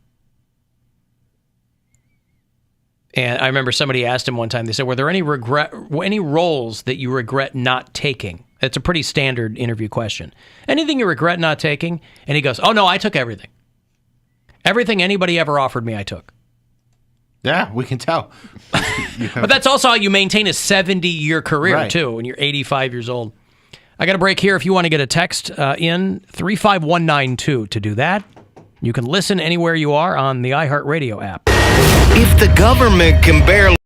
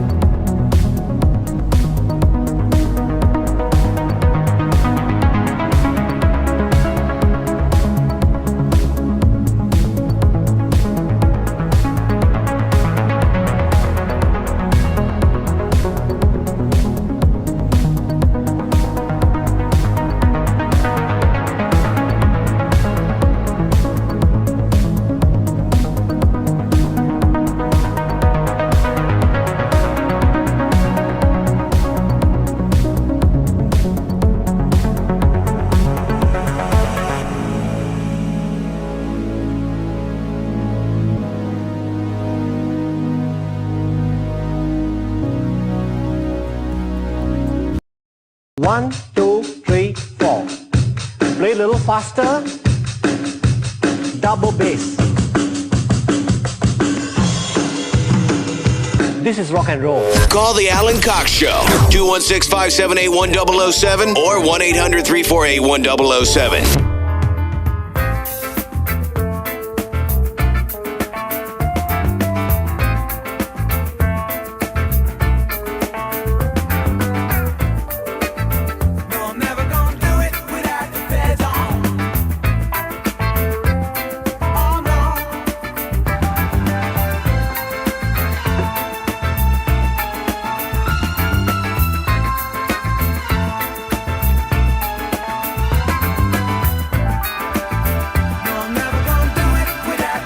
If you listen to the show on iHeartRadio from outside Ohio, tell me where you do that. I always like to, we've got our list of bureau chiefs, and that way I can make sure that people are on our map. Drew is a bureau chief in Carnegie, PA. Brittany listens in Cape Coral, Florida. We have a handful of bureau chiefs in the Florida Keys, believe it or not. We've got Richard, we've got Ashley, we've got Mike. And I was reading about a guy who got in a fight. There were a couple of dudes who were in jail in the Florida Keys. The one guy had been serving some time because he failed to register as a sex offender. Now, here on this show, No. we unfortunately have the dubious distinction of having one of our own kind of ambivalent about registered sex offenders. Not what I said. Look, you can clarify your thoughts on this anytime you like. I've clarified 93 times. 93 times. I didn't know. I wasn't saying sex offenders are fine. You said, why can't a dude answer his door naked when there's kids trick-or-treating? I had nothing to do with the kids. I was asking It if was a Halloween story. legally you cannot answer your door naked if you're in your own threshold. No, I believe that is the threshold of illegality, is what There you're it is. describing. Anyway, this guy named Christopher Callan beat the hell out of his 57-year-old cellmate because the guy wouldn't stop farting. This guy won't stop farting. Can't think of any good car ideas. He beat him so badly that he knocked two of the man's teeth out and broke one of his ribs. Jeez. He said that his cellie passes gas too much and doesn't give any courtesy flushes when he's using the toilet. So it's just you and another guy in there. I don't know how old this guy is, but his cellmate is 57. That's young, Bill. 57? Oh, that's so young. It's young. So young. It's young to be beaten to death over your Not to bowel death. movements. Not to Okay, death. to He's death, still but yeah. alive, but he really beat the hell out of him. I was going to say beat the shrimp out of him, but that was... The shrimp was already out. Yeah, he didn't want to do that.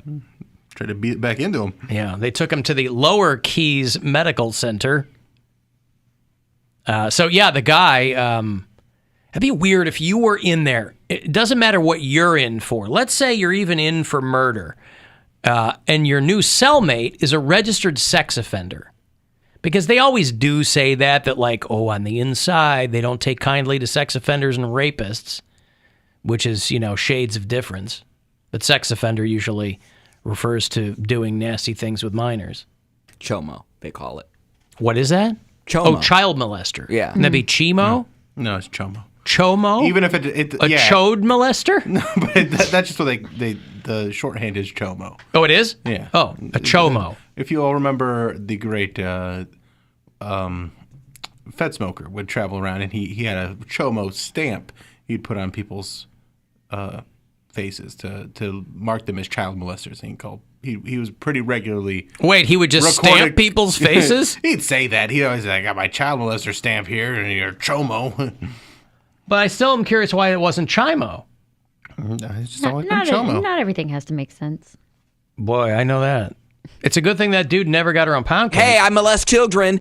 See, this is why I get hate mail. Can you stop playing that? You'll notice that hate mail had no mention whatsoever of children. It was all about you and your sinister sexual peccadillos. You and your alternative lifestyle. Unnatural lifestyle. Unnatural, hyphenated. I was gonna say. Unnatural lifestyle. Apparently, he doesn't know about Poundcake's real voice. You know, I pitch it up here on the show. The key is to try and play it cool, but sometimes you don't even have that option because they have these things called non-disclosure agreements. Clearly, whoever wrote you that card has never heard your real voice. Maybe they just don't care. Or maybe they don't care. If I had a deeper voice, I'd probably be more of a threat because it's like, he's the one of us. You never know when the homosexual is going to strike. They wait in the dark or whatever, like that old ad. When the homosexual is about, I play, believe is what they said. That's the voice of a guy I could play basketball with. I don't trust it. Pass it to the left, man. What Jimmy didn't know was that Ralph was sick. A sickness that was not visible like smallpox, but no less dangerous and contagious. A sickness of the mind. You see, Ralph was a homosexual, a person who demands an intimate relationship with members of their own sex. So no matter where you meet a stranger, be careful if they are too friendly, if they try to win your confidence too quickly, and if they become overly personal. One never knows when the homosexual is about. I love demands. B demands a sexual relationship. And you know, he's not completely wrong. When I am nice too quickly, I probably do want to get laid by you. Just saying that. I'm grooming But are you demanding it? You're not demanding it. No, I'm not. I'm just like, hey, would you like some of my snacks? My mom brought them for me, and I can't eat them. I'm on a diet. Oh, man, you're so sweet. Thank you. Let me get in them King's Hawaiian buns. Exactly. Sweet like sugar. Exactly. My sugar tank's low. Homosexuals no longer hide in shadows, giving secret signals of recognition. I like the jaunty jazz music that they put in it. Ooh, What was this? Huh? What PSA was this? Like, Oh, these are just things I've found over the course of 30 years. I don't know. I say it's in the 50s. Homosexuals no longer hide in shadows, giving secret signals of recognition to each other. But Sounds like the Mad About You theme song.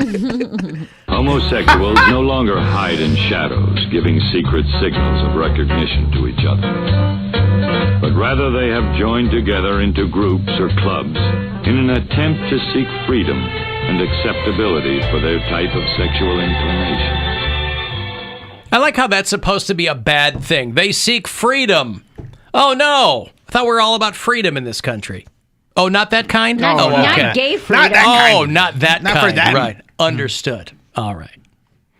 I mean, that's always the way it is. I mean, the whole Aaron Rodgers versus Colin Kaepernick thing, it's rife with hypocrisy. Sure. Gee, I wonder what the difference is between those two guys. One was a starting quarterback, and another was on the bench. Oh, black. Gotcha. Okay, that's what that might yeah. have been a bigger part I of it. see. I see. Well, we're a nation of morons desperate to seem smart. There you have it. Hey, Dick. Hey, how are you? What's up, I Dick? just wanted to. Poundcake got your a couple card. days early, but I want to pay tribute to. No, we know all it wasn't Dick's because it was legible. Yeah. Say again. to the all the veterans on my dad's side from Cleveland, Wellington area that served their country, and we got to play. The Strummers today did a tribute that was standing room only. It was about a 3-hour show. We did all the military services, and it was a pretty good little show today, guys. Dick, why would you make a standing room only show 3 hours long? Well, I guess everybody wanted to hear us play. They were standing outside. Was it a last man standing? Oh, man. Yeah. Was this a Squid Game you guys were doing? No, there was only 15 people, and we played at the Beaver Creek Citizens Center. Oh, there were still 15. There were outside. 15 people in the audience. No, there was more than 15. Okay, people. yeah, that's what. 15 performers. Oh, 15. I forget how many goddamn people are on stage when he does a show. So how many people how many people in the audience? Let me see. I'd say there was about 89 people today. 89 people. Okay, because how many standing room only implies that there just weren't enough chairs for everybody. So that's what was confusing me. Okay. Hey. But wait, I'll say so today was an early Veterans Day performance, is what you're saying? Yeah, and then I found 'Cause that's not out till last Thursday. night we had a big. No, we got another party December 6th in the banjo group, and then the Strummers play December 9th. So we're trying to get a lot of people to come. It's kind of nice to see everybody come back after this virus we had. Yeah, of course. Do you guys ever do weekend shows? These are all weeknight shows.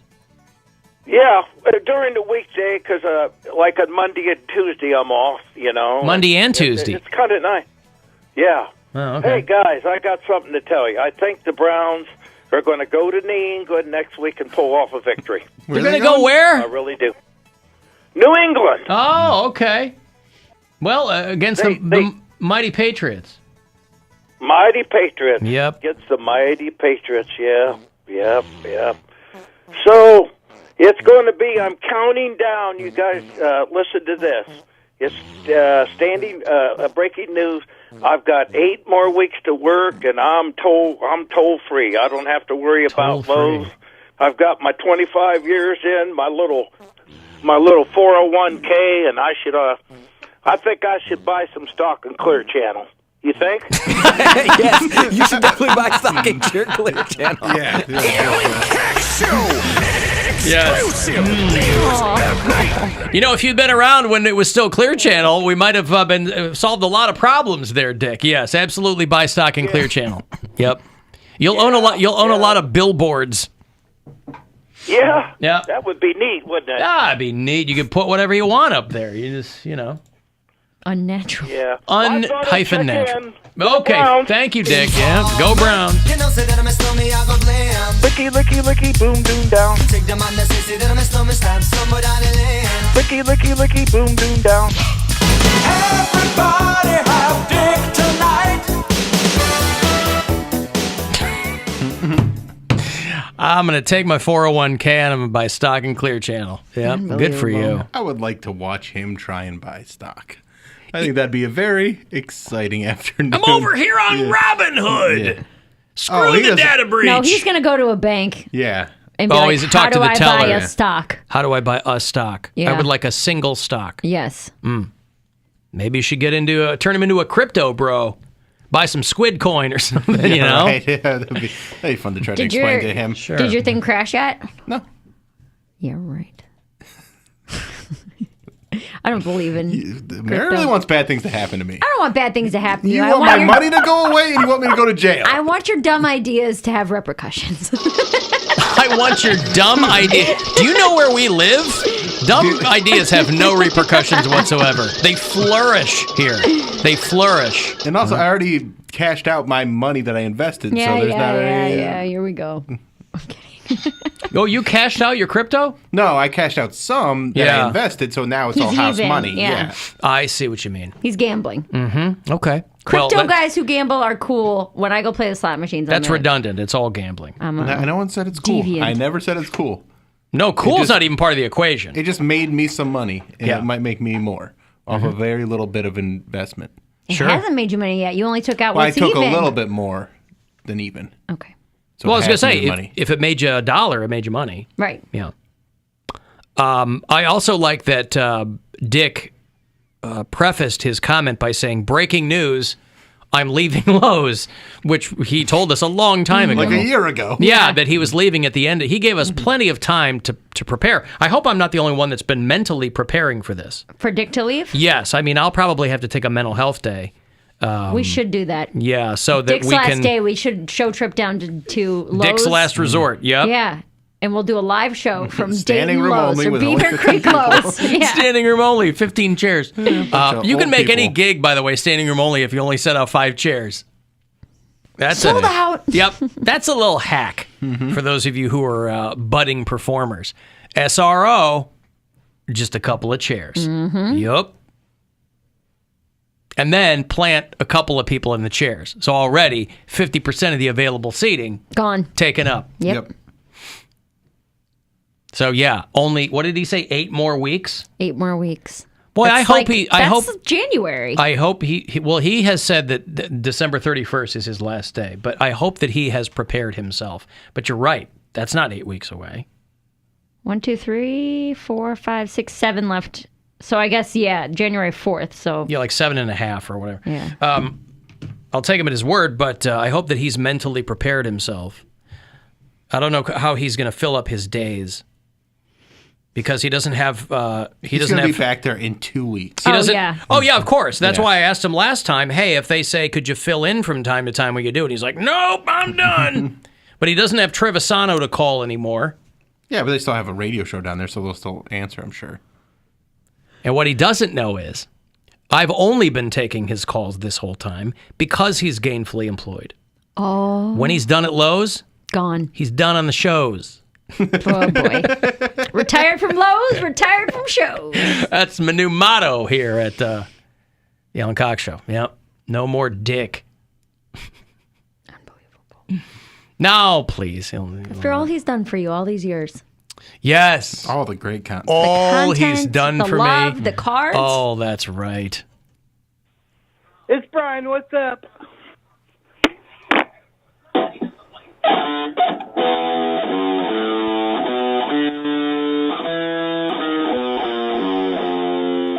That is gross.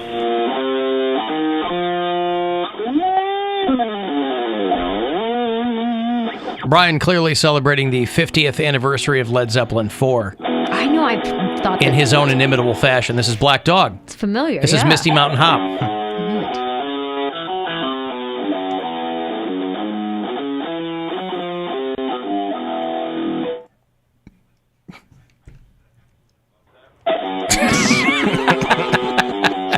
Right Yep. when you're out, he pulls you back in. Yep, keeps going.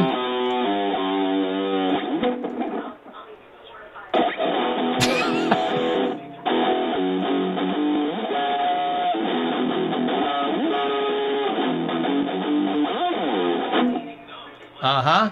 Is he done? He's got to be done. Oh, is he done?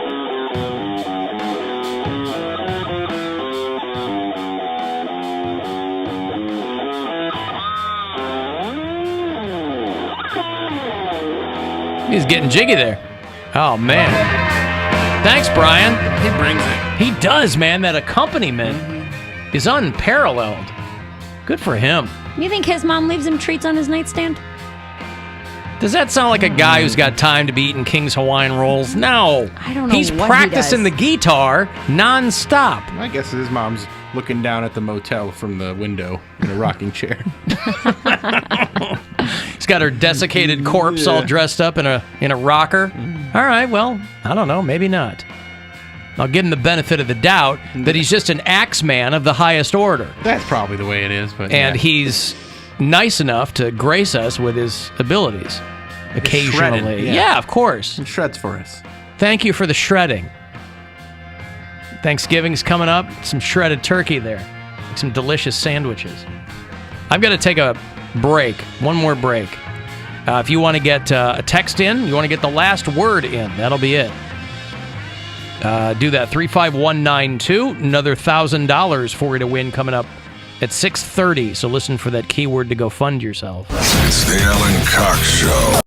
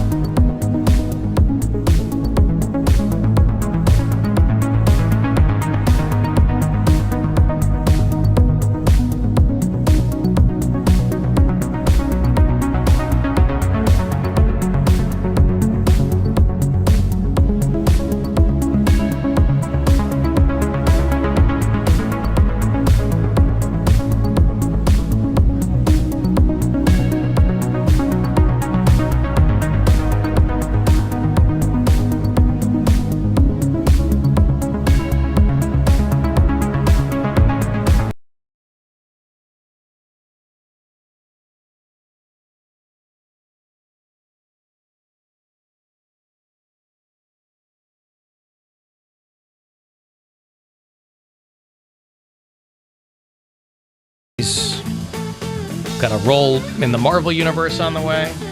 Sebastian Maniscalco on the show tomorrow. He's doing the Romo Fijo in December. George Wallace on Thursday. Dolph Ziggler is going to be in here on Friday. He's part of the Cleveland Comedy Festival. What do you have coming up, William? This Saturday, I'm headlining the show at Hatfield's Good Grub in Cam's Corner. It's going to be a lot of fun. It's with Tania Timmons and John Armstrong, who are two very, very funny comedians as well. You can get tickets by going to BillSquire.com. It's also on all my socials, which is at Bill Squire on Twitter and Instagram. And check out a new episode of The Bill Squire Show on Thursday or any other ones now on the iHeartRadio app or wherever you get your podcasts. Mary Lynn? Tomorrow night, I will be performing with the Cleveland Comedy Festival at the Odeon. So if you guys want to go ahead and grab tickets for that, that would be super fun. And then you can follow me on Instagram at Mary Santora Comedy, Twitter, Mary_Santora. Poundcake? Radio Cody B on Twitter and Instagram. New Poundcake podcast tomorrow, and also Poundcake Sports Break. Okay, cool. Thanks, guys. Anything you missed today, the show is available for you on the iHeartRadio app. If you want to watch it, you can. Our YouTube channel is The Alan Cox Show. And you can leave a message anytime you like on the After Hours line. That number is 216-986-8903. And that's it. I'm out there at Alan Cox Show, social and all that.